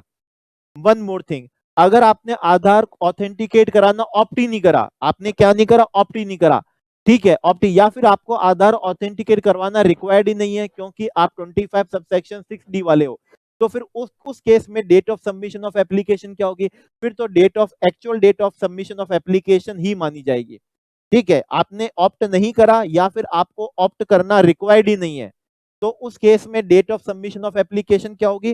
जो actual date of application part B की थी वही आपकी डेट ऑफ एप्लीकेशन कहलाएगी। ठीक है। जो आपका कैजुअल टैक्सेबल पर्सन होता है, टीआरएन नंबर जनरेट होता है, पार्ट ए के बाद में टीआरएन नंबर जनरेट होता है, उस टीआरएन नंबर से उसको एडवांस डिपॉजिट कराना पड़ेगा अपनी नेट एस्टिमेटेड किसका? टैक्स लायबिलिटी का। नेट एस्टिमेटेड किसका? टैक्स लायबिलिटी का। उसको क्या करवाना पड़ेगा? डिपॉजिट करवाना पड़ेगा। ठीक है। एप्लीकेशन के विद इन 7 वर्किंग डेज के अंदर, एप्लीकेशन जो है उसके विद इन 7 वर्किंग डेज में, जैसे मान लीजिए आपने आधार को क्या करवा लिया? ऑथेंटिकेट करवा लिया, तो जिस आपका ऑथेंटिकेट हुआ उसी दिन हम मान लेंगे कि आपने एप्लीकेशन कर दी है। उसके विद इन 7 वर्किंग डेज के अंदर हम आपका क्या कर देंगे? रजिस्ट्रेशन ग्रांट कर देंगे। ठीक है। या फिर आपको ऑथेंटिकेट करवाना जरूरी नहीं है, ठीक है ना, आपको क्या नहीं था? जरूरी नहीं था। ओके। या फिर आप आधार ऑथेंटिकेट करवाने में क्या हो गए? फेल हो गए। उस केस में क्या होगा? ध्यान से सुन लीजिए, उस केस में सुन लीजिए क्या होगा। ठीक है। तो अगर आपने आधार ऑथेंटिकेट करवाने में फेल हो गए, ठीक है, 15 दिनों में आपने करवाया ही नहीं, ठीक है, या फिर आपने आधार को ऑथेंटिकेट करवाना ऑप्ट ही नहीं करा था, आपने ऑप्ट ही नहीं करा था, या फिर आपने 15 दिनों में उसको ऑथेंटिकेट करवाया ही नहीं है, उस केस में फिर आपका रजिस्ट्रेशन कैसे होगा? तो उस केस के अंदर विद इन 7 वर्किंग डेज में नहीं होगा, फिर विद इन 30 डेज के अंदर, विद इन 30 डेज में आपका रजिस्ट्रेशन होगा, और वो भी आपकी प्लेस ऑफ बिजनेस का फिजिकल वेरिफिकेशन करने के क्या होगा? बाद ही होगा। फिजिकल वेरिफिकेशन करने के बाद ही आपका 30 डेज के अंदर होगा, वहां 7 डेज नहीं होगा। 7 डेज इसलिए नहीं होगा क्योंकि वहां पर फिजिकल वेरिफिकेशन होगा। अब एक बात ध्यान से सुनिए, मान लीजिए आपको आधार ऑथेंटिकेट करवाना रिक्वायर्ड ही नहीं है, क्योंकि आप 25 सबसेक्शन 6D वाले हो, तो आपको क्या नहीं है? रिक्वायर्ड ही नहीं है। तो वहां पर आपका रजिस्ट्रेशन कैसे होगा? विद इन कौन सा वाला होगा? 7 डेज वाला ही हो जाएगा, विद इन 7 वर्किंग डेज वाला होगा। 30 डेज वाला कब लगेगा? 30 डेज वाला लगेगा आपने ऑप्ट करा लेकिन फेल हो गए, या फिर ऑथेंटिकेट करवाना रिक्वायर्ड था आपको लेकिन आपने ऑप्ट ही नहीं करा, तो फिर वहां पर फिजिकल वेरिफिकेशन करके, ठीक है, फिर वो आपका क्या करेंगे? रजिस्ट्रेशन करेंगे, और उसके लिए उन्होंने कहा है कितना? 30 डेज। अब एक बात और ज्यादा ध्यान सुनिएगा, ध्यान से सुनिएगा, वो कौन सी बात है?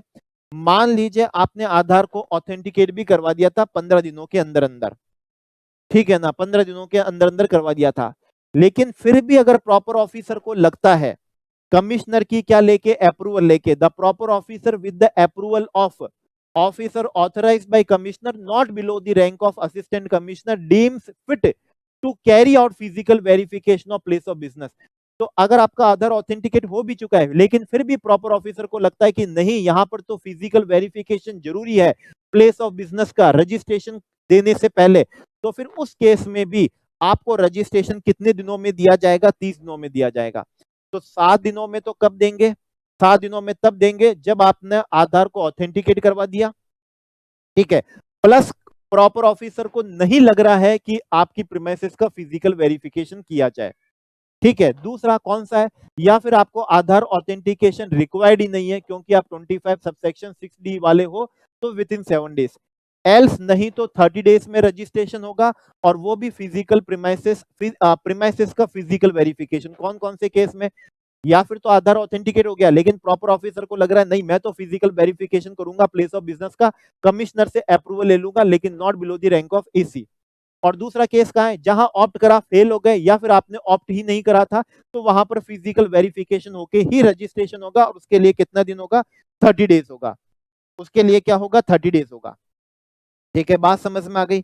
अगर रजिस्ट्रेशन करने से पहले अगर कोई डॉक्यूमेंट इनकम्प्लीट है, ठीक है, तो वो आपसे क्लैरिफिकेशन कर सकते हैं, उसके लिए विद इन 7 वर्किंग डेज में वो आपको क्या देंगे? नोटिस देंगे। ठीक है ना, विद इन 7 वर्किंग डेज में आपको क्या देंगे? नोटिस देंगे, और कहेंगे जब ये नोटिस रिसीव हो रहा है उसके 7 दिनों के अंदर अंदर आप हमको उसका क्या दे दो? रिप्लाई दे दो। ठीक है ना, आपको विद इन 7 वर्किंग डेज में आपको क्लैरिफिकेशन देना होगा, और वो क्या देनी होगी? इंफॉर्मेशन क्या करनी होगी? देनी होगी। ठीक है, बात समझ में आ गई?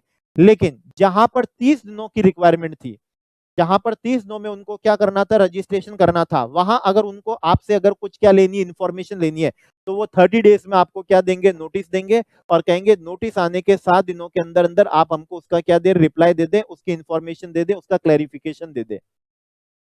ठीक है, ये सारा प्रोसीजरल पार्ट है, एग्जाम पॉइंट ऑफ व्यू से क्या नहीं है, रेलेवेंट नहीं है, लेकिन हाँ डीम्ड रजिस्ट्रेशन पे आइए, ध्यान से सुनिए।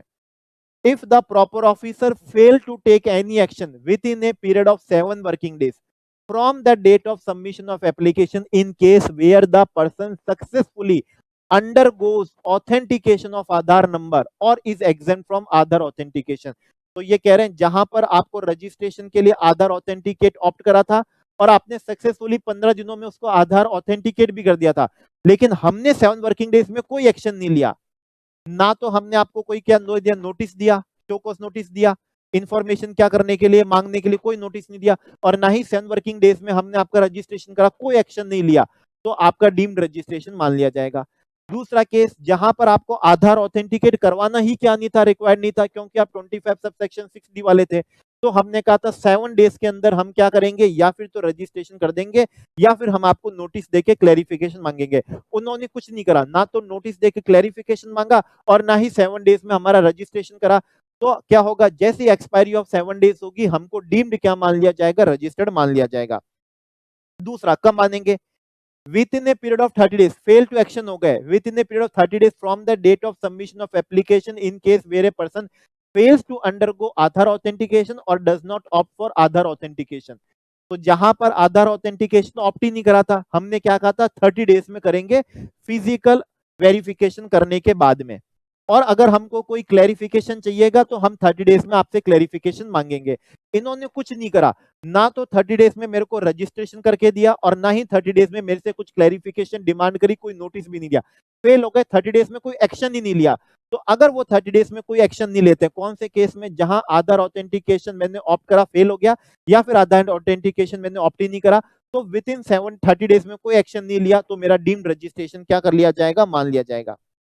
या फिर उन्होंने मेरे को नोटिस दिया, उनको नोटिस देना था, क्लैरिफिकेशन मांगना था, मांगी उन्होंने, मैंने क्लैरिफिकेशन भी दी, मैंने उनको क्या दे दी, क्लैरिफिकेशन भी दे दी, फिर भी क्लैरिफिकेशन देने के विद इन 7 डेज के अंदर उन्होंने कोई एक्शन नहीं लिया, ठीक है, वो फेल्स टू होकर take action within a period of 7 working days from the date of receipt of clarification information document furnished by the applicant, in case where the PO issues notice seeking clarification information document from the applicant, तो deemed registered मान लेंगे। तो तीसरा case कौन सा है, उन्होंने मेरे को नोटिस दिया था, जहां उनको विद इन 7 वर्किंग डेज में देना था, विद इन 7 वर्किंग डेज में दिया, या फिर जहां 30 डेज में देना था 30 डेज में दिया, मेरे को दिया, मैंने उसके रिसीव होने के 7 वर्किंग डेज में रिप्लाई भी कर दिया, क्लैरिफिकेशन भी दे दी, इंफॉर्मेशन भी दी, डॉक्यूमेंट भी दिया, लेकिन अब वो क्या हो गए, विद इन 7 वर्किंग डेज में fails to take any action हो गए, तो मेरे को क्या मान लिया जाएगा, डीम्ड रजिस्टर्ड मान लिया जाएगा। रजिस्ट्रेशन हमको 15 डिजिट का मिलेगा, पहली 2 डिजिट जो होगी वो स्टेट का कोड होगा, अगली 10 डिजिट जो होगी वो हमारा पैन होगा या फिर टैक्स डिडक्शन या कलेक्शन अकाउंट नंबर होगा टीडीएस के केस में, ये हो गए 12 डिजिट, अगली जो 2 डिजिट होगी वो एंटिटी कोड होगा कि आपकी कितनी प्लेस ऑफ बिजनेस है उस स्टेट के अंदर, और लास्ट की जो डिजिट होगी वो डिपार्टमेंट का क्या होगा, कोई चेकसम क्या होगा, कैरेक्टर होगा, ठीक है। अब सुनिएगा, if application for registration submitted within 30 days of become liable, तो इफेक्टिव डेट ऑफ रजिस्ट्रेशन कौन सी होगी, the date on which person become liable for registration. अगर आप विद इन 30 डेज में डिपार्टमेंट को रजिस्ट्रेशन के लिए एप्लीकेशन कर देते हैं और फिर आपका रजिस्ट्रेशन हो जाता है, तो आपको इफेक्टिव कब से मानेंगे, जिस दिन आप लाइबल हो गए थे उसी दिन से ही आपको क्या मानेंगे, रजिस्टर्ड मानेंगे। लेकिन अगर आपने 30 डेज में एप्लीकेशन नहीं करी, 30 डेज में नहीं करी आपने, 30 डेज के बाद में करी, या फिर आप जीएसटी में वॉलेंट्री क्या चाहते हैं, रजिस्ट्रेशन चाहते हैं, तो फिर उस केस में हम कब से आपको रजिस्टर्ड मानेंगे, तो date of effective for registration कौन सा होगा, जिस दिन आपको रजिस्ट्रेशन ग्रांट करा। तो अगर आपने 30/9 में एप्लीकेशन नहीं करी, 30/9 के बाद में करी है, फिर आपका जीएसटी में रजिस्टर्ड होता है, तो जिस दिन आपको रजिस्ट्रेशन ग्रांट करेंगे उसी दिन से आपको रजिस्टर्ड मानेंगे। और वॉलेंट्री रजिस्ट्रेशन के केस में लायबल तो होते ही नहीं हो, तो जब से आप रजिस्टर्ड होगे उसी दिन से आपको क्या माना जाएगा, जीएसटी में रजिस्टर्ड माना जाएगा। और जब से रजिस्टर्ड हो जाओगे उसके विद इन 3 डेज के अंदर अंदर हम आपको आपका रजिस्ट्रेशन नंबर भी क्या कर देंगे, जीएसटीन भी दे देंगे, ठीक है ना, जीएसटीन भी क्या कर देंगे, दे देंगे। नाउ आते हैं हम किस पे, रूल 10A पे, किस पे आ रहे हैं, रूल 10A पे आ रहे हैं। रूल 10A बोल रहा है फर्निशिंग ऑफ कौन सा है, bank account detail, furnishing of कौन सा है, बैंक अकाउंट डिटेल है। After a certificate of registration has been made available on common portal and GSTIN has been assigned, register person registered क्या है पर्सन एक्सेप्ट टीडीएस टीसीएस वाले और suo motu वाले, as soon as may be but not later than 45 days from the date of grant of registration or date on which return required to be furnished under section 39 whichever is earlier furnish information with respect to details of bank account। तो registration की कराते समय जरूरी नहीं है कि आप अपनी बैंक की डिटेल्स दो, बैंक अकाउंट आप ही के नाम का होना चाहिए, जो एप्लीकेशन कर रहा है उसी के नाम का क्या होना चाहिए, बैंक अकाउंट होना चाहिए, उसी पेन से होना चाहिए बैंक अकाउंट भी।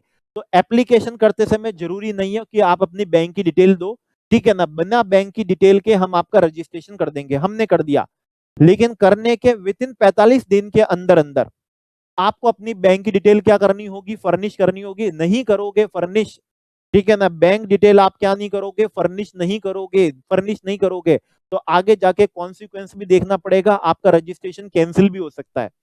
तो पहले तो हम कर देंगे बिना बैंक डिटेल के, लेकिन रजिस्ट्रेशन होने के 45 दिनों के अंदर अंदर खुद आप आके क्या कर देना, अपनी बैंक की डिटेल दे देना। लेकिन ध्यान रखिए 45 दिन से पहले पहले अगर आपको रिटर्न फाइल करने की ड्यू डेट आ जाती है, रिटर्न सेक्शन 39 से क्या होता है, रिटर्न रिटर्न क्वार्टरली भी होते हैं जीएसटी के अंदर और क्या होते हैं, मंथली भी होते हैं।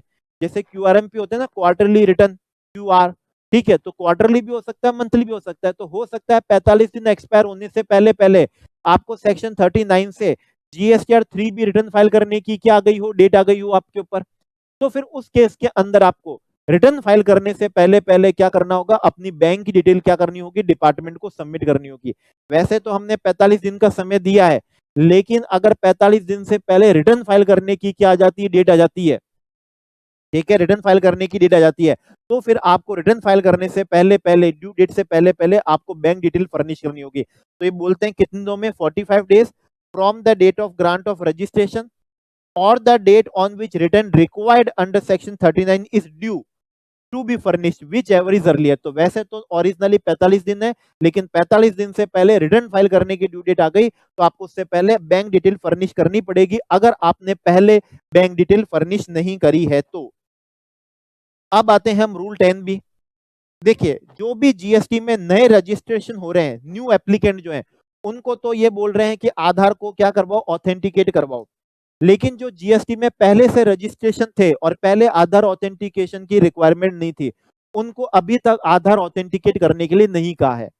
जो ऑलरेडी जीएसटी में क्या है, रजिस्टर्ड हैं, ठीक है ना, उनको अभी भी उनको कहा है, हम कह सकते हैं आपको, हम रूल बना देंगे, मैनर बता देंगे और जब कहेंगे तब आप आधार को ऑथेंटिकेट करवा लेना। कौन से, एग्जिस्टिंग रजिस्टर्ड है, न्यू रजिस्ट्रेशन को तो एप्लीकेशन के साथ ही 15 दिनों में आधार ऑथेंटिकेट करने के लिए कहा जाता है, ठीक है ना, कहा जाता है। और जो ऑथेंटिकेट नहीं करवाते हैं उनका फिजिकल वेरिफिकेशन करके फिर उनका रजिस्ट्रेशन करते हैं, ठीक है, वेरिफिकेशन करते हैं।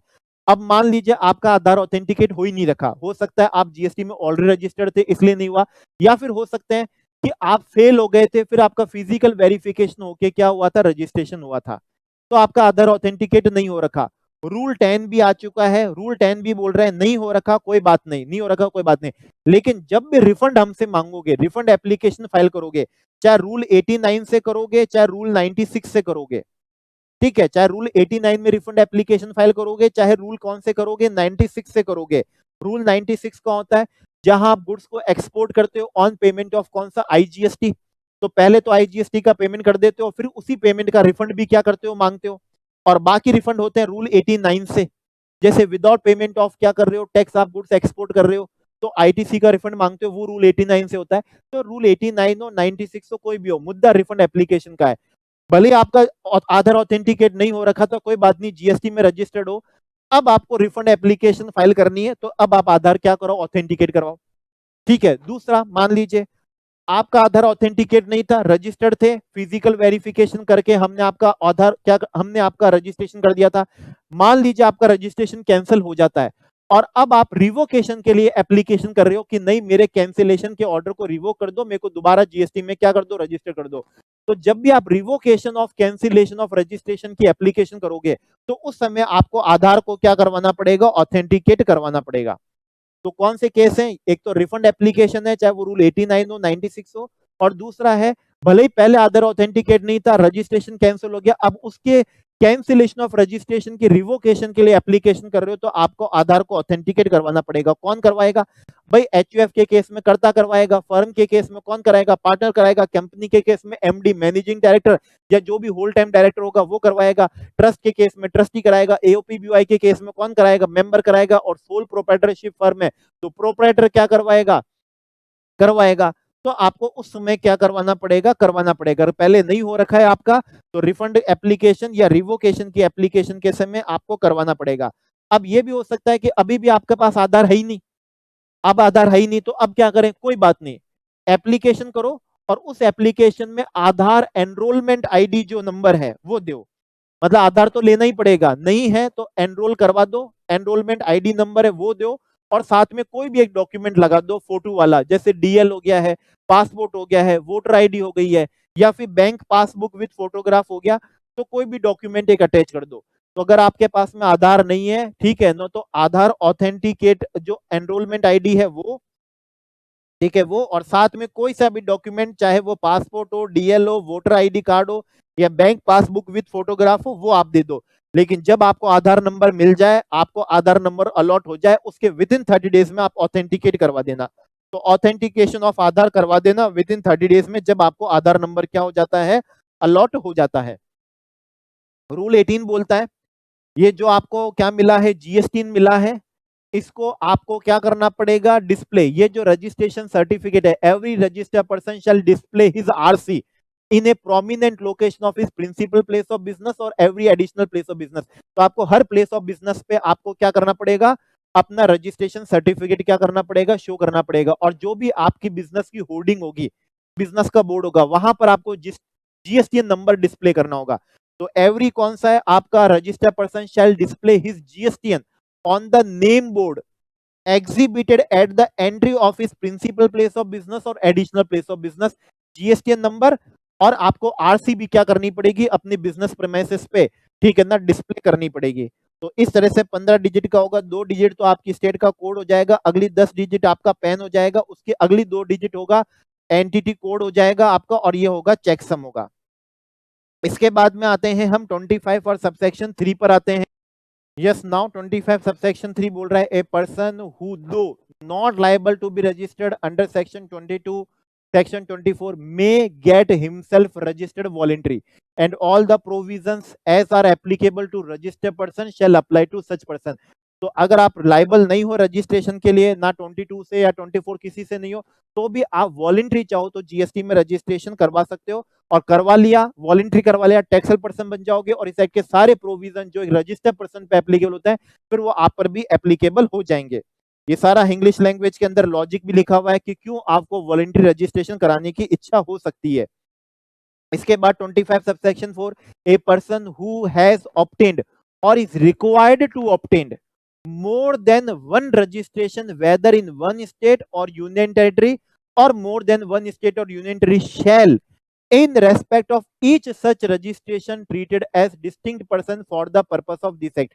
ये बोल रहे हैं अगर एक ही स्टेट में आपके एक से ज्यादा रजिस्ट्रेशन है या फिर आपको लेना रिक्वायर्ड है, जैसे स्पेशल इकोनॉमिक जोन की यूनिट के लिए अलग होता है, तो है या फिर आपको लेना रिक्वायर्ड है, या अलग अलग स्टेट में आपके अलग अलग रजिस्ट्रेशन है या फिर आपको रजिस्ट्रेशन लेना रिक्वायर्ड है, तो उन दोनों को हम जीएसटी लॉ के पर्पस से क्या मानेंगे? डिस्टिंक्ट पर्सन मानेंगे। क्या मानेंगे? डिस्टिंक्ट पर्सन मानेंगे। जो शेड्यूल फर्स्ट होता है ना, उसमें डिस्टिंक्ट पर्सन काम आता है ना वर्ड, तो हम क्या मानेंगे? डिस्टिंक्ट पर्सन मानेंगे कि आपने अलग अलग ले रखा है तो भी डिस्टिंक्ट हो, और अलग अलग नहीं ले रखा लेकिन लेना रिक्वायर्ड है, चाहे वो सेम स्टेट में या अलग अलग स्टेट में, तो आपको हम जीएसटी लॉ में क्या मानेंगे? डिस्टिंक्ट पर्सन क्या करेंगे? मानेंगे। तो इंग्लिश लैंग्वेज में लिखा है more than one GST in same state या different state on same PAN GST portal में डिस्टिंक्ट पर्सन मानेंगे। फिर उनको विदाउट कंसीडरेशन भी दोगे तो उसको शेड्यूल फर्स्ट से क्या माना जाता है? सप्लाई माना जाता है। अच्छा, यहां पर एक बात बता दूं, हमने सेक्शन 7 सब सेक्शन 1 क्लॉज डबल ए में क्या देखा था कि जैसे कि कोई भी क्या हो गया, क्लब हो गया, एसोसिएशन हो गई है और उसके मेंबर हैं, तो उनको बोला है सेपरेट पर्सन मानेंगे, डिस्टिंक्ट नहीं बोल रहे, ठीक है ना। वो 25 सबसेक्शन 4 वाला डिस्टिंक्ट नहीं बोल रहे हैं, उनको बोल रहे हैं कि हम उनको क्या मानेंगे? अलग अलग मानेंगे, सो डेट आप इनको कोई गुड्स दो या सर्विस दो, फिर हम उसको क्या मान लेंगे? सप्लाई मान लेंगे। लेकिन ऐसा मत मान लेना कि उनको 25 सबसेक्शन 4 से क्या मान लिया? डिस्टिंक्ट मान लिया। कहने का मतलब है कि अगर आप उनको विदाउट कंसीडरेशन कुछ दोगे, क्लब अपने मेंबर को देगा, तो ये शेड्यूल फर्स्ट से किससे, शेड्यूल फर्स्ट में क्या नहीं हो पाएगा, कवर नहीं हो पाएगा, क्योंकि आप डिस्टिंक्ट पर्सन नहीं हो। आप क्या नहीं हो, डिस्टिंक्ट नहीं हो। 25 सबसेक्शन 4 से क्या नहीं हो, डिस्टिंक्ट नहीं हो। ठीक है, उसके बाद आते हैं 25 और सबसेक्शन 5 पे आ रहे हैं। बोल रहा है where a person who has obtained or required to obtain registration, ठीक है, इन स्टेट और union territory in respect of an establishment and has an establishment in other state or union territory, then such establishment shall be treated as establishment of distinct person for the purpose of this act। ये बोल रहे हैं, जैसे मान लीजिए एक ही state के अंदर, ठीक है, आपका एक रजिस्ट्रेशन है, ठीक है, आपका एक रजिस्ट्रेशन है या फिर रजिस्ट्रेशन लेना रिक्वायर्ड है। मान लो राजस्थान में आप रजिस्टर्ड हो या फिर रजिस्ट्रेशन लेना रिक्वायर्ड है। गुजरात में आपका एक एस्टेब्लिशमेंट है, रजिस्ट्रेशन रजिस्टर्ड नहीं है और ना ही उसको रजिस्ट्रेशन लेना रिक्वायर्ड है, ठीक है ना। राजस्थान में तो आप रजिस्टर्ड हो, आर में तो आप क्या हो, रजिस्टर्ड हो, जीएसटीएन है आपके पास में, लेकिन गुजरात में आपके पास में कोई जीएसटीएन नहीं है और लेना भी रिक्वायर्ड नहीं है। हो सकता है आपके वहां पर एग्जेम्पशन हो, तो भी जीएसटी लॉ की नजरों में हम आपको डिस्टिंक्ट मानेंगे। तो कहने का मतलब है, अगर एक स्टेट में आप रजिस्टर्ड हो और दूसरे स्टेट में अगर आपका कोई एस्टेब्लिशमेंट भी है, अनरजिस्टर्ड एस्टेब्लिशमेंट भी है, तो भी जीएसटी लॉ के पर्पज से हम आपको क्या मानने वाले हैं, डिस्टिंक्ट पर्सन मानने वाले हैं। अब कैसे हो सकता है कि एक स्टेट में रजिस्टर्ड हो दूसरे में रजिस्टर्ड ही नहीं हो? तो वहां ऐसे हो सकता है कि aggregate turnover does not exceed, limit से नहीं है। तो एक स्टेट में एस्टेब्लिशमेंट अनरजिस्टर्ड है और दूसरे स्टेट में आपने कोई कंपलसरी लेना पड़ा हो आपको, आपका एग्रीगेट टर्नओवर तो ज्यादा है इसलिए आपने एक स्टेट में रजिस्ट्रेशन लिया, लेकिन अदर स्टेट में आपको 23 की वजह से क्या मिल गई हो, एग्जम्पशन मिल गई हो। तो कई रीजन हो सकते हैं, ठीक है। नाउ 25 सबसेक्शन 6 क्या बोलता है, every person shall have a PAN in order to be eligible for grant of registration. तो जीएसटी में रजिस्ट्रेशन के लिए पेन होना क्या होता है, बहुत जरूरी होता है। A person required to deduct tax under section 51 की बात करें, 52 की नहीं, 51 टीडीएस के पर्पज से। तो in lieu of PAN a tax deduction and collection account number in order to eligible for grant of registration. तो टीडीएस पर्पस के लिए आपको सेपरेट रजिस्ट्रेशन लेना पड़ता है। तो वहां पर इन ल्यू ऑफ पेन की जगह आप टैक्स डिडक्शन और कलेक्शन जो अकाउंट नंबर होता है उससे भी आप रजिस्ट्रेशन करवा सकते हो। बाकी सबके लिए तो पेन जरूरी है, और टीडीएस वालों के लिए इंस्टेड ऑफ पेन आप tax deduction and collection account number मतलब 10 नंबर से भी आप क्या करवा सकते हो, रजिस्ट्रेशन करवा सकते हो। ठीक है, इसके बाद आते हैं हम किस पे, रूल 12 पे। यस, तो अब हम हैं किस पे, रूल 12 पे। रूल 12 है grant of registration to person required to deduct tax or to collect tax, मतलब सेक्शन 51 वाले और 52 वालों को रजिस्ट्रेशन जो है, ठीक है। A person applying for registration to deduct tax at per section 51 or collect tax as per section 52 in a state और union territory where he does not have a physical presence, where does not have a physical presence, ठीक है। अगर उसकी वहां पर मान लीजिए, जैसे कि मैं एक सप्लायर हूं राजस्थान का, मैं फ्लिपकार्ट के थ्रू सप्लाई करता हूं, ओके, फ्लिपकार्ट को मेरा क्या करना होगा, टीसीएस कलेक्ट करना होगा, लेकिन फ्लिपकार्ट कंपलसरी, लेकिन वो राजस्थान स्टेट में कैसे करवाए, क्योंकि राजस्थान स्टेट में उसका कोई फिक्स प्लेस ऑफ बिजनेस नहीं है। राजस्थान में इसलिए करवाना है क्योंकि राजस्थान में मैं सप्लायर हूं, उसको मुझे क्या करना है, टीसीएस करना है, तो इसलिए उसे राजस्थान में रजिस्ट्रेशन करवाना है। लेकिन दिक्कत यह है कि उसका यहाँ पर कोई भी फिक्स प्लेस ऑफ बिजनेस है ही नहीं, तो अब वो रजिस्ट्रेशन कैसे करवाएगा।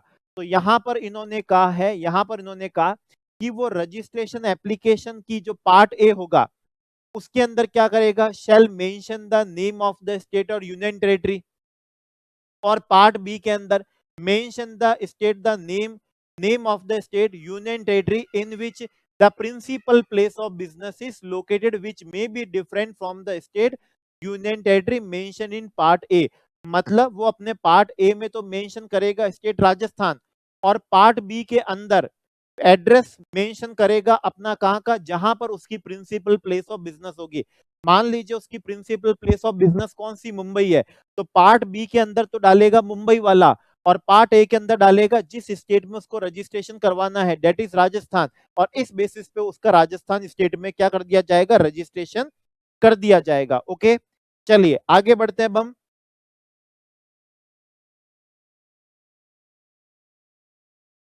नाउ सेक्शन 25 सब सेक्शन कौन सा, 6 ए। सब सेक्शन 6 से कहता है एवरी रजिस्टर्ड पर्सन, ठीक है, registered person, existing registered person but provision is optional, ठीक है, शैल अंडरगो ऑथेंटिकेशन और furnishing proof of possession of Aadhaar number. तो जो भी जीएसटी में ऑलरेडी रजिस्टर्ड है उनके लिए ऑप्शनल है आधार को क्या करवाना, ऑथेंटिकेट करवाना। लेकिन उनके लिए हमने पढ़ा था जब भी रिफंड एप्लीकेशन करोगे या फिर कैंसिलेशन ऑफ रजिस्ट्रेशन की रिवोकेशन एप्लीकेशन करोगे उस समय आपको आधार को ऑथेंटिकेट करवाना पड़ेगा, रूल 10B में दिया था।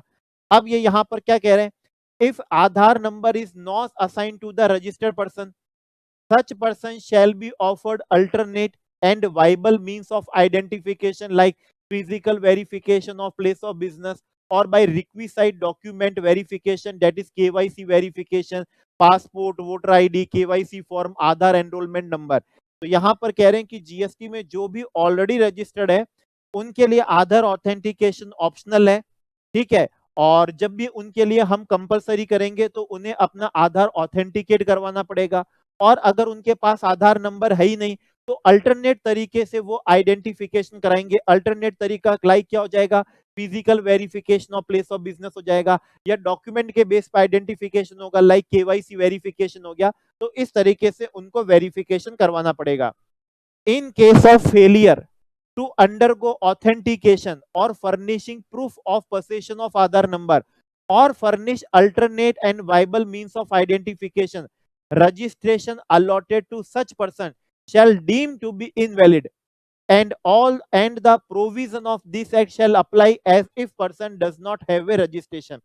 तो कह रहे हैं जब भी हम आधार को ऑथेंटिकेशन करने का रूल बना देंगे कि अब आपको करवाना है, तो अगर आपने आधार को ऑथेंटिकेट करवाने में फेल हो गए, आप उसका प्रूफ देने में क्या हो गए, फेल हो गए, तो आपको क्या अल्टरनेट तरीका था आइडेंटिफिकेशन कराने का, अल्टरनेट तरीका आइडेंटिफिकेशन कराने में भी आप क्या हो गए, फेल हो गए, तो जो भी आपका जीएसटीएन है उसको हम इनवैलिड कर देंगे, कैंसिल नहीं करेंगे, उसको हम क्या कर देंगे, इनवैलिड कर देंगे। और ऐसा माना जाएगा कि जैसे आप जीएसटी में रजिस्टर्ड ही नहीं हो। ध्यान रखिएगा, रजिस्ट्रेशन कैंसिल नहीं होगा, रजिस्ट्रेशन क्या होगा, इनवैलिड होगा, सो डेट आप जब भी आधार को ऑथेंटिकेट करवा देंगे तो आपका रजिस्ट्रेशन वापस से क्या कर दिया जाएगा, वैलिड कर दिया जाएगा। तो कैंसिल नहीं करेंगे, आपके रजिस्ट्रेशन को इनवैलिड कर देंगे। कब, जब आप फेल टू ऑथेंटिकेट आधार हो जाएंगे और फेल टू क्या हो जाएंगे, furnish alternate and viable means of identification होंगे। ये तो बात हुई जो ऑलरेडी जीएसटी में रजिस्टर्ड है। अब बात कर रहे हैं जो आज अब नई एप्लीकेशन करते हैं रजिस्ट्रेशन के लिए। तो every individual every individual shall, in order to be eligible for grant of registration, undergo authentication or furnish proof of possession of Aadhaar number in such manner as specified in said notification। आप जो भी person हो, चाहे आप company हो, चाहे firm हो, चाहे आप एचयूएफ हो, एओपी हो, बीओआई हो, आप ट्रस्ट हो, ठीक है, रजिस्ट्रेशन कराने के लिए, नए रजिस्ट्रेशन कराने के लिए क्या होगा, आपको आधार के ऑथेंटिकेट करवाना पड़ेगा। आधार नंबर होने का आपको प्रूफ क्या करना पड़ेगा, फर्निश करना पड़ेगा। और ध्यान रखिएगा आधार नंबर सिर्फ इंडिविजुअल को अलॉट किया जाता है। तो ऐसी स्थिति के अंदर फर्म के जो भी क्या होंगे, पार्टनर होंगे, या फिर कंपनी के केस में एमडी होल टाइम डायरेक्टर होगा, एओपी बीओआई के अंदर मेंबर होंगे, ट्रस्ट के केस में क्या होंगे, ट्रस्टी होंगे, एचयूएफ के केस में करता होंगे, तो उस इंडिविजुअल को अपने आधार को ऑथेंटिकेट करवाना होगा, प्रूफ देना होगा कि उसके पास आधार नंबर क्या है, पोजीशन में है, ठीक है। Provided that if Aadhaar number is not assigned to the said individual he shall be offered alternate and viable means of identification. तो अगर उसके पास में आधार नहीं है तो उसको एक दूसरा तरीका देंगे आइडेंटिफिकेशन कराने का, वो लाइक फिजिकल वेरिफिकेशन हो सकेगा उसकी प्रीमाइसेस का, या फिर डॉक्यूमेंट बेस क्या हो सकेगा, आइडेंटिफिकेशन भी हो सकेगा। नाउ सब सेक्शन किस पे आते हैं, 6C पे आते हैं, every person other than individual. वही बात जो हमने पढ़ी है, shall in order to be eligible for grant of registration undergo authentication or furnishing proof of possession of Aadhaar number of कर्ता, MD, whole time director, number of partner, member of managing committee, ठीक है, trustee. तो इनको अपने आधार को authenticate करवाना पड़ेगा और आधार नंबर होने का क्या देना पड़ेगा, इनको प्रूफ देना पड़ेगा। ठीक है, इनको प्रूफ देना पड़ेगा। ओके, चलिए। और अगर इनके पास में आधार नंबर नहीं है तो हम इनको अल्टरनेट तरीका दे सकेंगे, लाइक फिजिकल वेरिफिकेशन या डॉक्यूमेंट वेरिफिकेशन का, जिससे इनका आइडेंटिफिकेशन हो सकेगा। Now section 25 sub section 6D, the provision of sub section 6A, 6B, 6C shall not apply to such person or class of person, ठीक है, to such person or class of person or any state और union territory और part thereof as the government में specified by notification. तो यहाँ पर power दिए government को, नोटिफिकेशन आप लाके किसी भी क्लास ऑफ पर्सन को आप आधार ऑथेंटिकेशन से एग्जाम कर सकते हो, या किसी भी स्टेट को या स्टेट के पार्ट को आप आधार ऑथेंटिकेशन से क्या कर सकते हो, एग्जाम कर सकते हो। और उसी पावर को इस्तेमाल करते हुए ये नोटिफिकेशन लाए हैं। और फिलहाल इन्होंने एग्जाम्प्ट कर रखा है पर्सन को who is not a citizen of India, और डिपार्टमेंट और एस्टेब्लिशमेंट ऑफ सेंट्रल गवर्नमेंट और state government, local authority, statutory body, public sector undertaking, or a person applying for registration under the provision of 25 subsection 9 that is UIN। तो इनके लिए आधार और आधार authentication क्या नहीं होगा, रिक्वायर्ड नहीं होने वाला है। नाउ सेक्शन 25 सबसेक्शन 7 पे आते हैं। 25 सबसेक्शन 7 कहता है, notwithstanding anything contained in subsection 6, NRTP non-resident taxable person may be granted registration under subsection 1 on the basis of such other document as may be prescribed। Subsection 6 ने कहा था registration के लिए जरूरी है पैन, लेकिन एनआरटीपी के लिए उन्होंने कहा पैन जरूरी नहीं है, उनका रजिस्ट्रेशन कुछ अदर डॉक्यूमेंट के बेसिस पे भी हो सकेगा। अदर डॉक्यूमेंट लाइक उनका हो सकेगा पासपोर्ट, या फिर वो जिस कंट्री के हैं उस कंट्री का टैक्स आइडेंटिफिकेशन नंबर, तो उनके बेसिस पे उनका रजिस्ट्रेशन हो सकेगा। तो self attested copy of passport and tax identification unique number of that country required for submitting registration application. NRTP को पैन क्या नहीं है, मैंडेटरी नहीं है। ओके, और एनआरटीपी को हमने पढ़ा है बिजनेस स्टार्ट करने से एटलीस्ट 5 डेज बिफोर रजिस्ट्रेशन के लिए अप्लाई करना पड़ता है। टीआरएन नंबर जनरेट होता है और उस टीआरएन नंबर की हेल्प से इनको एडवांस डिपॉजिट करना पड़ता है अपनी एस्टिमेटेड नेट टैक्स लायबिलिटी का। एस्टिमेटेड क्या होती है, नेट टैक्स लायबिलिटी का इनको क्या करना पड़ता है, डिपॉजिट करना पड़ता है। ये जब भी इंडिया में एप्लीकेशन करेंगे, पैन जरूरी नहीं है इनका, लेकिन इनको एक ऑथराइज सिग्नेटरी जो होगा शैल बी द पर्सन होगा, रेसिडेंट इन इंडिया होगा, हैविंग ए वैलिड पैन। तो जो भी ऑथराइज सिग्नेटरी होगा वो कौन होगा, who shall be a person resident in India and having a valid pan वाला होना चाहिए। नाउ सेक्शन 25 सबसेक्शन 8 से क्या कहता है हमको, where a person who is liable to be registered fails to obtain registration PO में without prejudice to any action which may be taken proceed to register such person in such manner as may be prescribed।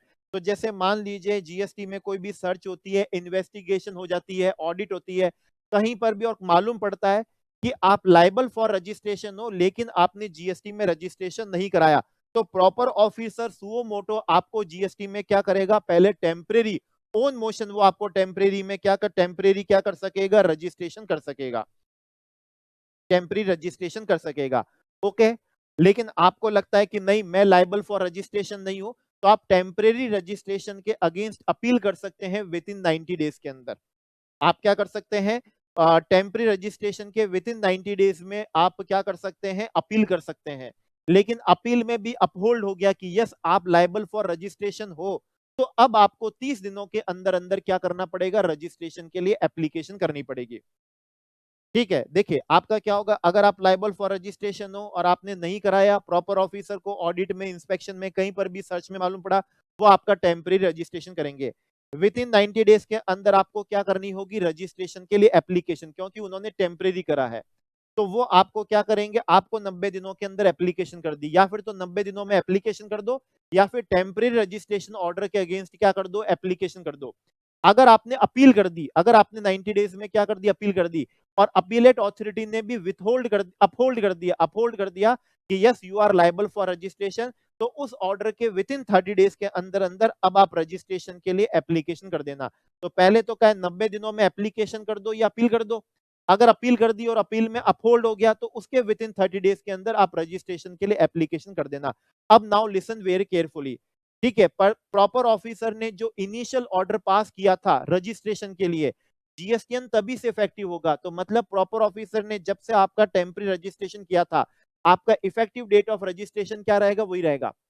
बाद में आपने application करी, आपका registration हुआ, लेकिन आपका effective date of registration तो कब से कहलाएगा, जब से प्रॉपर ऑफिसर ने आपको क्या करा था, टेम्पररी जीएसटी में रजिस्टर्ड किया था। नाउ सेक्शन 25 सब सेक्शन 9 कौन सा, यूआईएन का है, ठीक है ना। यूआईएन, यूआईएन कौन है, जिनको भी नोटिफाइड कर रखा है कमिश्नर ने, जो उनको जीएसटी नहीं होगा उनको यूआईएन होगा, या फिर इंटरनेशनल ऑर्गेनाइजेशन है, या फिर कौन से हमारी मल्टीलैटरल फाइनेंशियल क्या होती है, ऑर्गेनाइजेशन होती है, तो इनको इंस्टेड ऑफ कौन सा जीएसटी, इनको यूआईएन होता है। और इनको हम रजिस्टर्ड पर्सन नहीं मानते हैं जीएसटी में, इनको यूआईएन दिया जाता है सो डेट इन्होंने जो इनवर्ड सप्लाई ली है उस इनवर्ड सप्लाई पे जो टैक्सेस पे किए हैं उसका रिफंड मिल जाए, क्योंकि इनको आईटीसी नहीं मिलता। आईटीसी इसलिए नहीं मिलता क्योंकि इनकी आउटवर्ड सप्लाई जीएसटी में एग्जेम्प्ट होती है। जब आपकी आउटवर्ड सप्लाई जीएसटी में एग्जेम्प्ट होती है तो इनवर्ड सप्लाई पे आप आईटीसी नहीं ले सकते, तो इनको रिफंड दे दिया जाता है, ठीक है। रिफंड दे दिया जाता है, रिफंड ऑफ टैक्सेस जो इन्होंने इनवर्ड नोटिफाइड सप्लाई जो इन्होंने ली है उसका इनको क्या मिल जाएगा, रिफंड क्या हो जाएगा, मिल जाएगा, ठीक है। और ये अपना जीएसटीआर 11 क्या करते हैं, फाइल करते हैं। हालांकि ये रजिस्टर्ड पर्सन नहीं है, लेकिन कोई भी सप्लायर इनको अगर सप्लाई देता है तो वो supply B to B supply ही मानी जाती है। हालांकि ये रजिस्टर्ड पर्सन नहीं है, ये जीएसटीएन होल्डर नहीं है, ये यूआईएन होल्डर है, और इनको जीएसटी में रजिस्टर्ड पर्सन नहीं माना जाता है। लेकिन जो भी सप्लायर यूआईएन होल्डर को क्या देता है, सप्लाई देता है, तो वो अपने रिटर्न के अंदर उसे बी टू बी सप्लाई क्या करता है, डिक्लेयर करता है, ठीक है। और वो जो अपनी सप्लाई जीएसटीआर 1 में देगा वो यूआईएन होल्डर को ऑटो पॉपुलेट हो जाती है उसके जीएसटीआर किसके अंदर, 11 में। तो यूआईएन होल्डर को जीएसटी में रजिस्टर्ड पर्सन नहीं मानेंगे, इनकी आउटवर्ड सप्लाई जीएसटी में एग्जेम्प्ट है, एंड इनवर्ड सप्लाई पे आईटीसी नहीं मिलेगा बट रिफंड मिल जाएगा इनको, ठीक है। चलिए आगे बढ़ते हैं और अब हम आते हैं हमारे सेक्शन 25 और सब सेक्शन किस पे, 10 पे। रजिस्टर्ड पर्सन रजिस्ट्रेशन और यूआईएन शैल बी ग्रांटेड और रिजेक्टेड आफ्टर ड्यू वेरिफिकेशन। तो बस ये यहाँ पर बहुत सिंपल सा है, ठीक है, कि जैसे कि हमने एप्लीकेशन करी थी, हमने आधार को क्या करवा दिया, ऑथेंटिकेट करवा दिया, तो विद इन 7 वर्किंग डेज में वो हमारा रजिस्ट्रेशन कर देंगे, ठीक है। और नहीं है तो वो विद इन 7 वर्किंग डेज में हमको नोटिस देंगे, हम अगले विद इन 7 वर्किंग डेज में उस नोटिस का क्या देंगे, क्लैरिफिकेशन देंगे, रिप्लाई देंगे, और उनको अगले विद इन 7 वर्किंग डेज में क्या करना पड़ता है, ऑर्डर क्या करना पड़ता है, पास करना पड़ता है। अगर हम आधार को ऑथेंटिकेट नहीं करवाते हैं, ठीक है, या ऑप्ट ही नहीं कराता, फेल हो जाते हैं, या फिर डिपार्टमेंट ने कहा नहीं आपके रजिस्ट्रेशन के लिए फिजिकल वेरिफिकेशन होगा, तो वो कितने दिनों के अंदर होता है, 30 डेज के अंदर अंदर। वो 30 डेज के अंदर अंदर हमको क्या दे सकते हैं, नोटिस भी दे सकते हैं, ठीक है। हम उस नोटिस का क्या देंगे, रिप्लाई देंगे, तो उनको 7 वर्किंग डेज में क्या करना पड़ता है, ऑर्डर क्या करना पड़ता है, पास करना पड़ता है, ठीक है। वो ऑर्डर में पास करने में हाँ भी कर सकते हैं और रजिस्ट्रेशन करने से हमको रिफ्यूज भी कर सकते हैं। सेक्शन 25 सब सेक्शन 11 हमने पहले ही पढ़ा था। अगर आपने registration application with in 30 days में कर दी है, तो जिस दिन आप लाइबल फॉर रजिस्ट्रेशन हो गए थे उसी दिन से आपको इफेक्टिव डेट ऑफ रजिस्ट्रेशन माना जाएगा। और अगर आपने रजिस्ट्रेशन की एप्लीकेशन 30 डेज के बाद में करी है या फिर वॉलेंट्री रजिस्ट्रेशन के लिए एप्लीकेशन करी है, तो जो भी date of grant of registration होगा वही इफेक्टिव डेट ऑफ क्या होगी, रजिस्ट्रेशन होगी। ऑलरेडी ये हमने क्या करा था, पढ़ा था। Section 25 sub section 12 says CGST act में जो आपका रजिस्ट्रेशन हुआ है वही डीम्ड रजिस्ट्रेशन आपका किसमें हो जाएगा, सॉरी, सेक्शन 26 सेज सीजीएसटी में जो हुआ है वही डीम्ड रजिस्ट्रेशन आपका कौन से एक्ट में है, एसजीएसटी एक्ट में है। और अगर सीजीएसटी एक्ट में अगर आपका रजिस्ट्रेशन रिफ्यूज हो गया है तो डीम्ड मान लीजिएगा एसजीएसटी में भी आपका रिफ्यूज हो चुका है। सेक्शन 25 सबसेक्शन 12 से डीम्ड रजिस्ट्रेशन, अगर हमने आधार को ऑथेंटिकेट कराया और उन्होंने विद इन 7 वर्किंग डेज में कोई भी एक्शन नहीं लिया, कोई भी एक्शन नहीं लिया, तो वो क्या हो जाएगा, डीम्ड रजिस्टर्ड मान लेंगे। हमने आधार ऑथेंटिकेट करने में क्या हो गए, फेल हो गए, हम आधार ऑथेंटिकेट करने में क्या हो गए, फेल हो गए। हमने आधार ऑथेंटिकेट ऑप्ट ही नहीं करा था, तो उनको विद इन 30 डेज में हमारा रजिस्ट्रेशन करना था या फिर हमको नोटिस देना था। उन्होंने विद इन 30 डेज में कोई भी क्या नहीं लिया, एक्शन ही नहीं लिया। या फिर 30 डेज में उन्होंने हमको नोटिस दिया, हमने उस नोटिस का क्या करा, रिप्लाई करा, फिर उसके 7 डेज में उन्होंने कोई एक्शन नहीं लिया, तो हमने पढ़ा था कि क्या मान लिया जाता है, डीम्ड रजिस्ट्रेशन मान लिया जाता है। तो if no order has been passed within 7 working days of submission of application, ये 7 डेज तो कब होते हैं, जब आपने आधार ऑथेंटिकेट करवाया हो। और जब आधार ऑथेंटिकेट नहीं करवाया, फेल हो गए या ऑप्ट इन नहीं कराता, तो वहां हो जाते हैं कितने, 30 डेज, तो डीम्ड रजिस्टर्ड मान लेंगे। If no action has been taken within 7 working days from the date of reply by applicant, आपने नोटिस दिया, मैंने उस नोटिस का रिप्लाई दिया, क्लैरिफिकेशन दी, इंफॉर्मेशन दी, डॉक्यूमेंटेशन दिया, उसके 7 वर्किंग डेज में आपने कोई एक्शन नहीं लिया, तो जीएसटी में डीम्ड रजिस्ट्रेशन आपको मान लिया जाएगा। ठीक है, जीएसटी में आपको डीम्ड रजिस्टर्ड क्या कर लिया जाएगा, मान लिया जाएगा। नाउ कमिंग टू सेक्शन कौन सा है, 27। सेक्शन 27 क्या है, CTP NRTP. CTP NRTP, the certificate of registration issued to CTP or NRTP shall be valid for the period specified in the application for registration or 90 days from the effective date of registration whichever is earlier। तो CTP और NRTP का जो registration होता है वो कब तक effective होता है, जितना आपने डेट ऑफ एप्लीकेशन में लिखा है वो, और 90 days which ever is earlier, मतलब मैक्सिमम इनको रजिस्ट्रेशन 90 दिन तक दिया जाता है, 90 दिन से ज्यादा नहीं दिया जाता है। ठीक है, such person shall make taxable supply only after issuance of certificate of registration। CTP और NRTP रजिस्ट्रेशन सर्टिफिकेट मिलने के बाद ही क्या कर सकेंगे, टैक्सेबल सप्लाई कर सकेंगे। बाकियों के लिए ऐसा नहीं होता, बाकियों तो हम सप्लाई करते हैं, फिर लाइबल फॉर रजिस्ट्रेशन होते हैं, उसके 30 दिनों बाद एप्लीकेशन करते हैं। लेकिन सीटी एनआरटीपी को तो एडवांस में एप्लीकेशन करनी पड़ती है, फिर रजिस्ट्रेशन होने के बाद ही ये क्या कर सकते हैं, टैक्सेबल सप्लाई कर सकते हैं। PO may on sufficient cause being shown by said taxable person extend the said period of 90 days by a further period not exceeding 90 days।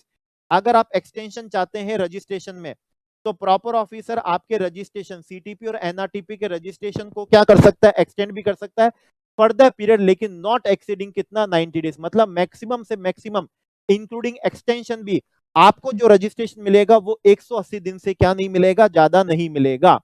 आपको बात बता दूं, filing of annual return required नहीं होता है किसको, सीटीपी एनआरटीपी को, क्योंकि ये तो चंद दिनों के मेहमान होते हैं, तो ये एनुअल रिटर्न कैसे फाइल करेंगे। और filing of final return is only required by क्या होता है, सीटीपी। एनआरटीपी को तो फाइनल रिटर्न भी क्या नहीं करना होता है, फाइल नहीं करना होता है। सीटीपी और NRTP shall at the time of submission of application for registration, TRN number जो आएगा, shall make an advance deposit of tax in an amount equivalent to estimated net tax liability। तो TRN number से इनको estimated net tax liability, net tax liability का मतलब होता है after setting of कौन सा, आईटीसी, इनको क्या करना पड़ेगा, डिपॉजिट करना पड़ेगा टीआरएन नंबर से। ठीक है, और जब भी ये एक्सटेंशन के लिए एप्लीकेशन करेंगे तो उसके साथ इनको जो और एस्टिमेटेड टैक्स लायबिलिटी है उसको भी क्या करना पड़ेगा, डिपॉजिट करना पड़ेगा।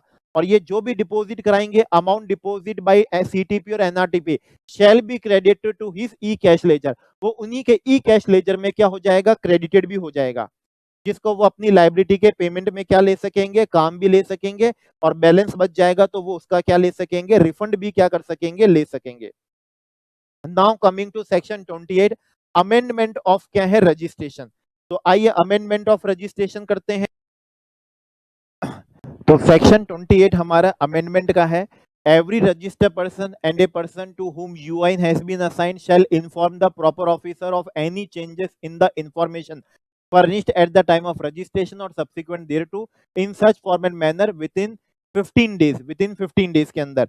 तो अगर आपके रजिस्ट्रेशन की इंफॉर्मेशन में कोई भी या यूआईन होल्डर की इंफॉर्मेशन में कोई भी चेंजेस हो गया है, तो विद इन 15 डेज जब से वो चेंजेस हुए आपको डिपार्टमेंट को क्या करना होता है, इन्फॉर्म करना होता है।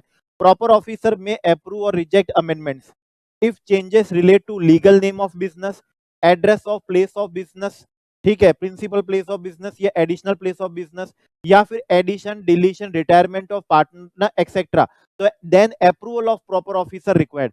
तो अगर चेंजेस कौन से, 3 चेंजेस हैं, लीगल नेम ऑफ बिजनेस का चेंज हुआ है, या फिर क्या हुआ है, आपका एड्रेस चेंज हुआ है, प्रीमाइसेस का, प्लेस ऑफ बिजनेस का, या फिर क्या हुआ है, कोई एडिशन हुआ है, डिलीशन हुआ है या रिटायरमेंट हुआ है, तो उस केस में क्या होगा, अप्रूवल रिक्वायर्ड होगा। चेंजेस जो भी होगा यहाँ पर पेन बेसिस क्या हो जाएगा, चेंज हो जाएगा। ठीक है, पेन बेसिस चेंज होगा और साथ में अप्रूवल क्या होगी, रिक्वायर्ड होगी। इसके अलावा जो भी अमेंडमेंट्स होंगे उसके लिए अप्रूवल की जरूरत नहीं है। और मोबाइल नंबर, ईमेल आईडी के लिए तो सिर्फ ओटीपी से क्या हो जाएगा, चेंज हो जाएगा। मतलब ओटीपी आया, वेरीफाई हुआ और चेंज हो गया।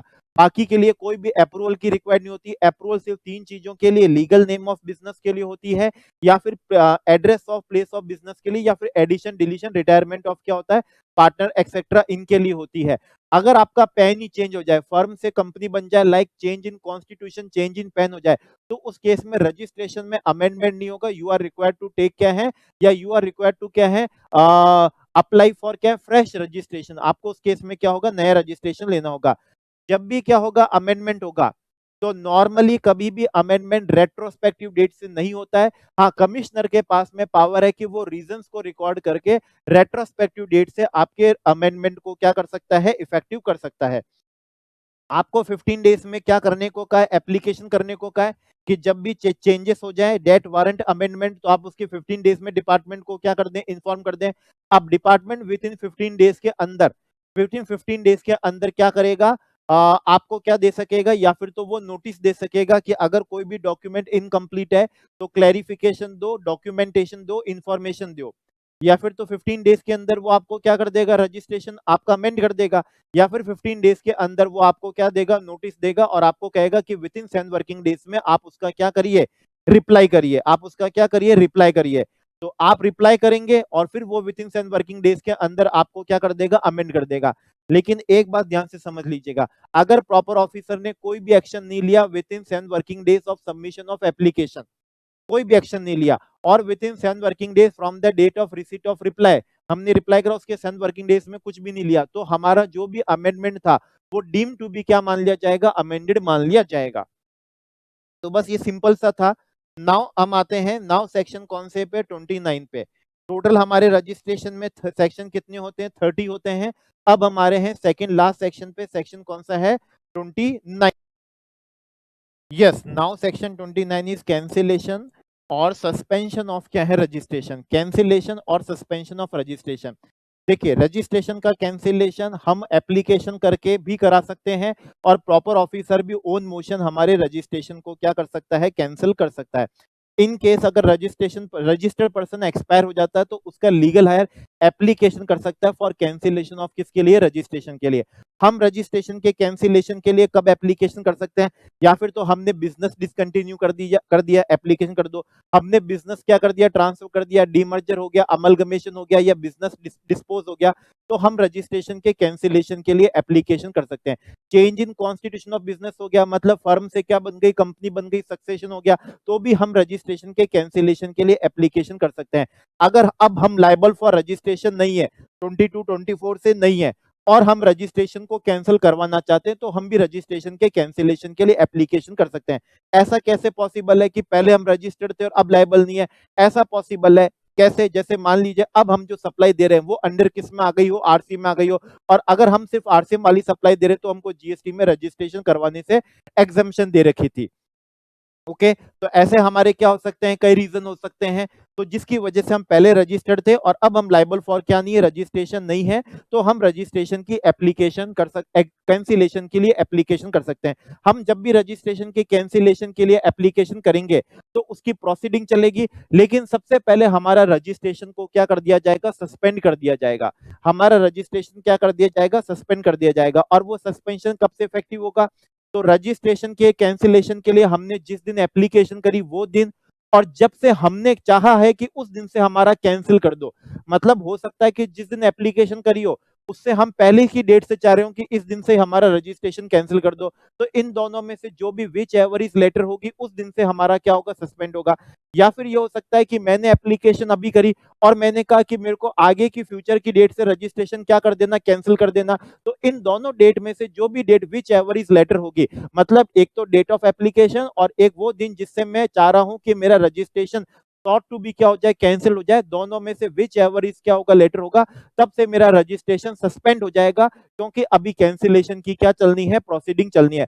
सस्पेंशन करने का मेरे लिए एक बेनिफिट अभी यह है कि ड्यूरिंग सस्पेंशन मैं सप्लाई तो कर सकता हूं, मैं सप्लाई कर सकता हूं, टैक्सेबल सप्लाई कर सकता हूं, लेकिन मेरे पे कंप्लायंसेस एप्लीकेबल नहीं होगी। लाइक मेरे को रिटर्न फाइल करना, टैक्स इनवॉइस इश्यू करना, वो मैं नहीं कर सकूंगा।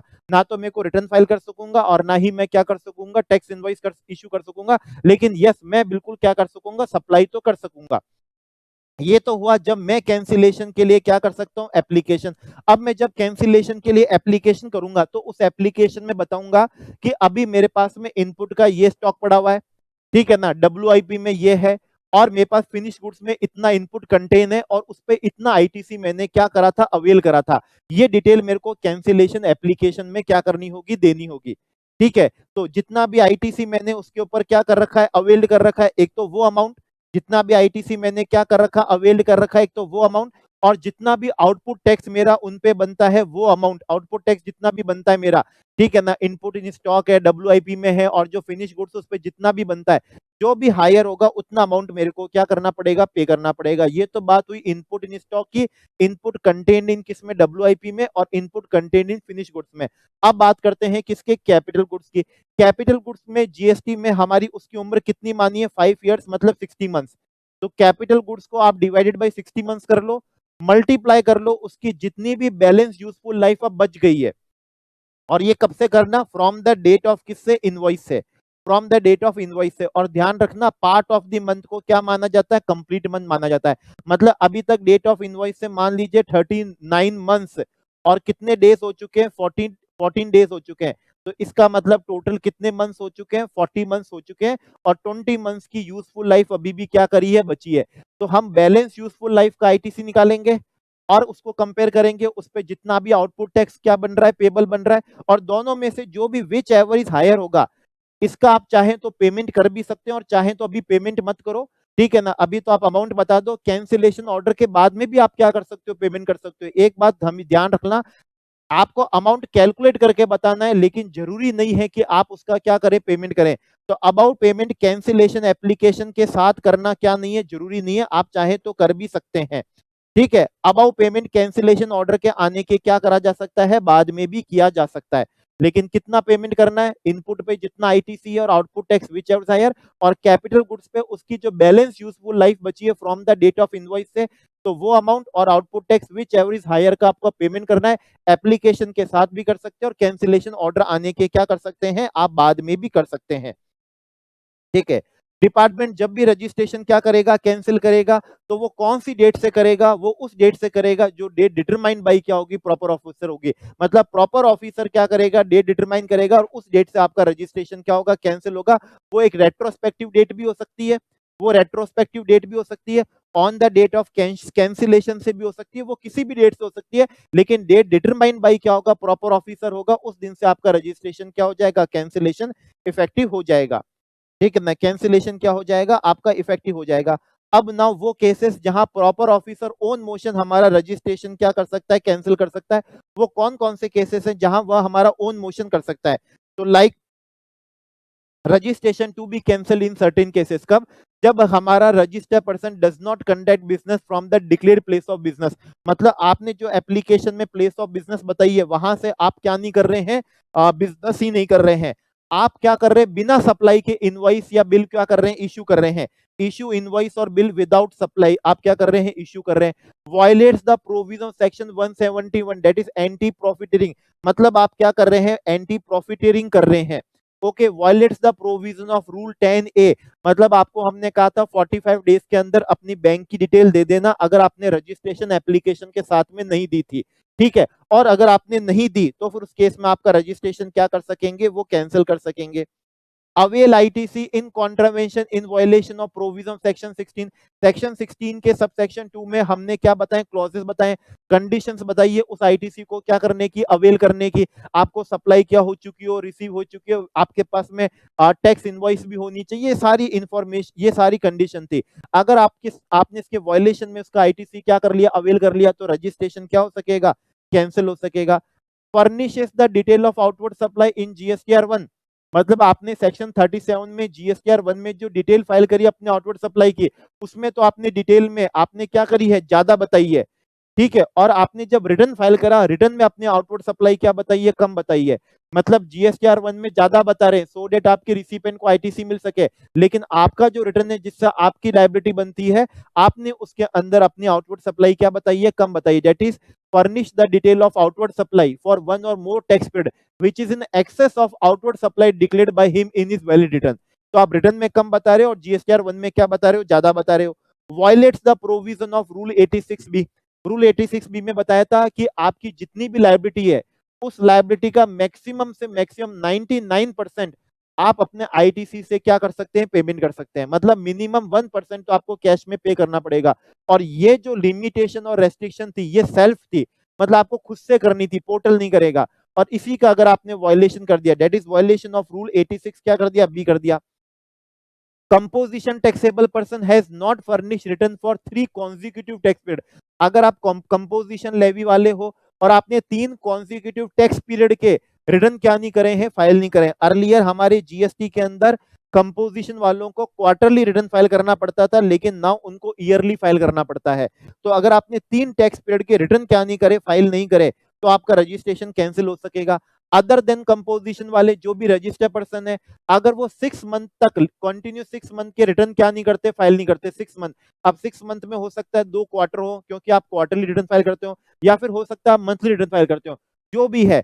तो आपने 6 मंथ में जो भी आपके रिटर्न है, कंटिन्यूस 6 मंथ तक अगर आपने रिटर्न क्या नहीं करे, फाइल नहीं करे, तो आपका रजिस्ट्रेशन क्या हो सकेगा, कैंसिल हो सकेगा। Voluntary registered person has not commenced business within 6 months from the date of registration।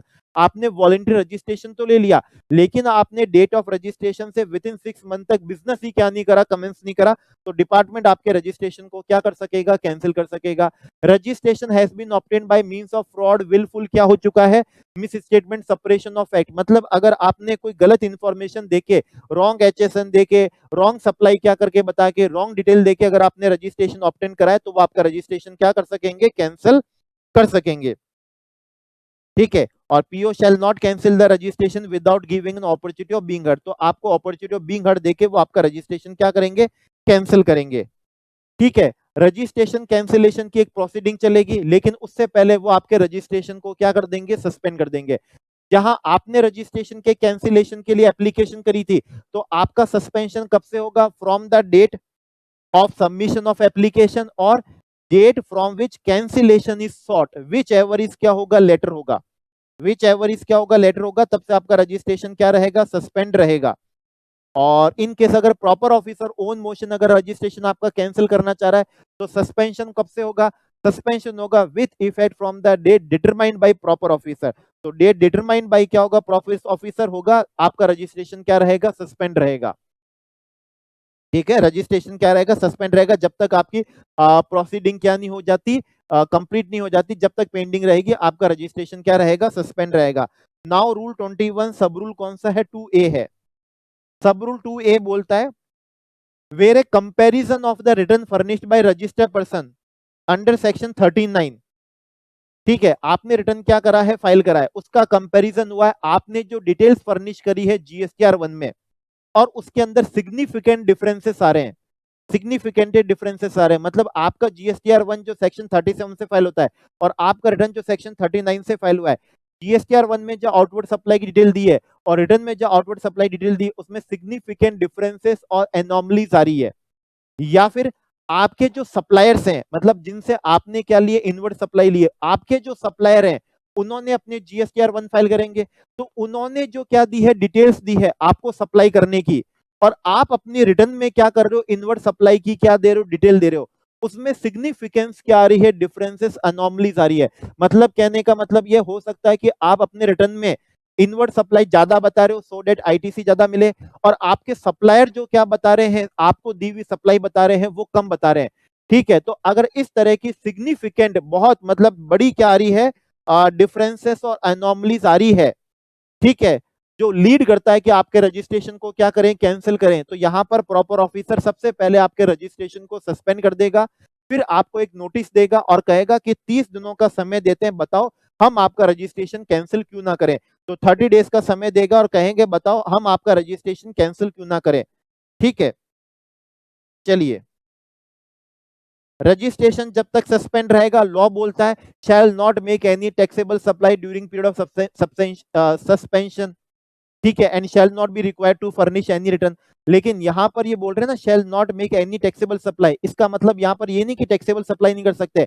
Removal of doubt करने के लिए इन्होंने एक्सप्लेनेशन डाला और उन्होंने कहा शैल नॉट मेक टैक्सेबल सप्लाई का हमारा मतलब ये नहीं कि आप सप्लाई नहीं कर सकते, हमारा मतलब है आप सप्लाई कर सकते हो, लेकिन आप टैक्स इनवॉइस क्या नहीं कर सकते, इश्यू नहीं कर सकते, आप अपने रिसिपेंट से क्या नहीं कर सकते, जीएसटी क्या नहीं कर सकते, चार्ज नहीं कर सकते ड्यूरिंग द पीरियड ऑफ क्या है, सस्पेंशन। तो आप टैक्सेबल सप्लाई बिल्कुल कर सकते हो, आप बिल्कुल क्या कर सकते हो, टैक्सेबल सप्लाई कर सकते हो। ठीक है, चलिए आगे बढ़ते हैं। आगे हमको ये बोला जाता है a registered person whose registration has been suspended, जिसका भी रजिस्ट्रेशन क्या हो रखा है, सस्पेंड हो रखा है, shall not be granted any refund under rule 54। तो अगर सेक्शन 54 से जो बनने वाला रिफंड है, अदर देन सेक्शन 54 से मिलने वाले रिफंड की बात नहीं कर रहे, 54 से बनने वाला रिफंड है, सस्पेंशन पीरियड के अंदर आपको क्या नहीं मिलेगा, रिफंड नहीं मिलेगा। कौन से बात कर रहे हैं, रूल 21 का सब रूल 2, और सब रूल कौन सा है, 2A है। ठीक है, रूल 21 सब रूल 2 और सब रूल कौन सा हो जाएगा, 2A। ठीक है, तो ये कब की बात कर रहे हैं, जब डिपार्टमेंट हमारा रजिस्ट्रेशन क्या कर रहा है, कैंसिल कर रहा है। तो सब रूल 2 था जब department own motion registration cancel कर रहा है, और 2A के अंदर क्या था, हमारा रिटर्न और आउटवर्ड सप्लाई सिग्निफिकेंट डिफरेंसेस, हमारा रिटर्न और इनवर्ड सप्लाई की डिटेल है, सिग्निफिकेंट एनोमलीज है। तो इन केसेस में हमको क्या नहीं होगा, रिफंड क्या नहीं होगा, ग्रांट नहीं होगा। ठीक है ना, इन केसेस में रूल 21 सब रूल 2 और 2A के केस में हमको क्या नहीं होगा, रिफंड क्या नहीं होगा, ग्रांट नहीं होगा। ठीक है, अगर हमारा सस्पेंशन रिवोक हो जाता है, ठीक है ना, अगर हमारा सस्पेंशन क्या हो जाता है, रिवोक हो जाता है, तो फिर उस केस में क्या होगा, हमने जो भी टैक्सेबल सप्लाई कर दी है, हमने टैक्सेबल सप्लाई कर दी है, अब हम उसकी टैक्स इनवॉइस क्या कर सकेंगे, इश्यू कर सकेंगे। 31 सबसेक्शन 3 क्लॉज ए होता है ना, ठीक है, तो उसके अकॉर्डिंग हम टैक्सेबल इनवॉइस इश्यू कर सकेंगे उनको। हमने पहले टैक्स इनवॉइस इश्यू नहीं करी थी, ठीक है, क्योंकि सस्पेंशन पीरियड था। अब हमारा सस्पेंशन मान लीजिए क्या हो गया, रिवोक हो गया, डिपार्टमेंट हमारा रजिस्ट्रेशन क्या नहीं कर रहा, कैंसिल नहीं कर रहा है, तो उस केस में मैं टैक्स इनवॉइस भी क्या कर सकूंगा, इश्यू कर सकूंगा, और मेरे पे सेक्शन 40 वाला प्रोविजन एप्लीकेबल होगा। मतलब जो मैंने सस्पेंशन पीरियड में सप्लाई करी है, अब मैं एज पर सेक्शन 40 उसका रिटर्न भी क्या कर सकूंगा, फाइल कर सकूंगा। ठीक है, सेक्शन 31 सबसेक्शन 3 क्लॉज है और सेक्शन 40 मेरे पे क्या हो जाएगा, एप्लीकेबल हो जाएगा। सस्पेंशन पीरियड में टैक्सेबल सप्लाई कर सकते हैं, बट टैक्स इनवॉइस क्या नहीं कर सकते, इश्यू नहीं कर सकते। सस्पेंशन पीरियड में रिटर्न फाइल करना क्या नहीं होगा, रिक्वायर्ड नहीं होगा। Effective date of suspension of registration when application has been made by registered person, कब से सस्पेंशन होगा, date of submission of application और date from which cancellation is sought, whichever is क्या होगा, लेटर होगा। Effective date of suspension of registration when cancellation is initiated by department on their own motion shall be the date determined by क्या होगा, proper officer होगा। अगर हमारा registration cancel भी हो जाता है तो हमारी लाइबिलिटी पे कोई फर्क नहीं पड़ेगा, shall not affect the liability of the person to pay tax. Even अगर हमारी कोई लाइबिलिटी कैंसिलेशन के बाद में डिटरमाइन होती है तो भी वो लाइबिलिटी एक्सटिंग्विश नहीं होगी और हम रिक्वायर्ड टू पे क्या होंगे, वो लाइबिलिटी होंगे। ठीक है, for any period prior to the date of cancellation whether or not such tax or other dues are determined before or after the date of cancellation। तो इवन कैंसिलेशन के बाद में भी अगर हमारी कोई लायबिलिटी बाद में डिटरमाइन होकर आ जाती है तो भी वो आप उसके लिए क्या रहोगे, लायबल रहोगे, वो लायबिलिटी हमारी क्या नहीं होगी, एक्सटिंग्विश होने वाली नहीं है।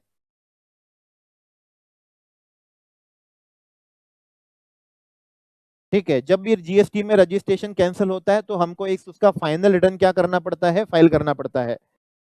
ठीक है, अच्छा, अभी हमने बताया था जब भी रजिस्ट्रेशन के कैंसिलेशन के लिए एप्लीकेशन करोगे तो उसमें क्या बताओगे, मेरे पास में इतना इनपुट इन स्टॉक है डब्ल्यूआईपी में और फिनिश गुड्स में इतना कंटेन है, उस पे मेरा इतना क्या बन रहा है, आईटीसी बन रहा है, और उसको कंपेयर करोगे आउटपुट टैक्स पेबल से, विच एवर इज हायर है, इसका आपको पेमेंट करना है, एप्लीकेशन के साथ में कर सकते हो और भले ही ऑर्डर आने के, कैंसिलेशन ऑर्डर आने के बाद भी कर सकते हो।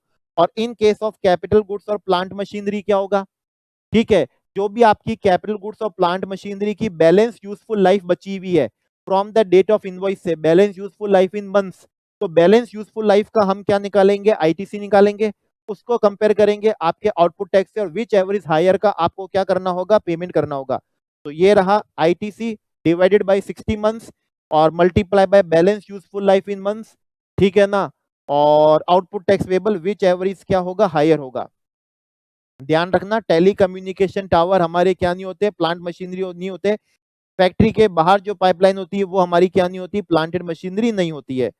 तो बेसिकली ये हमारा सेक्शन कौन सा था, 29 था। नाउ लास्ट सेक्शन पे आ रहे हैं। नाउ लास्ट सेक्शन है सेक्शन 30 और सेक्शन 30 है रिवोकेशन ऑफ कौन सा, कैंसिलेशन ऑफ रजिस्ट्रेशन।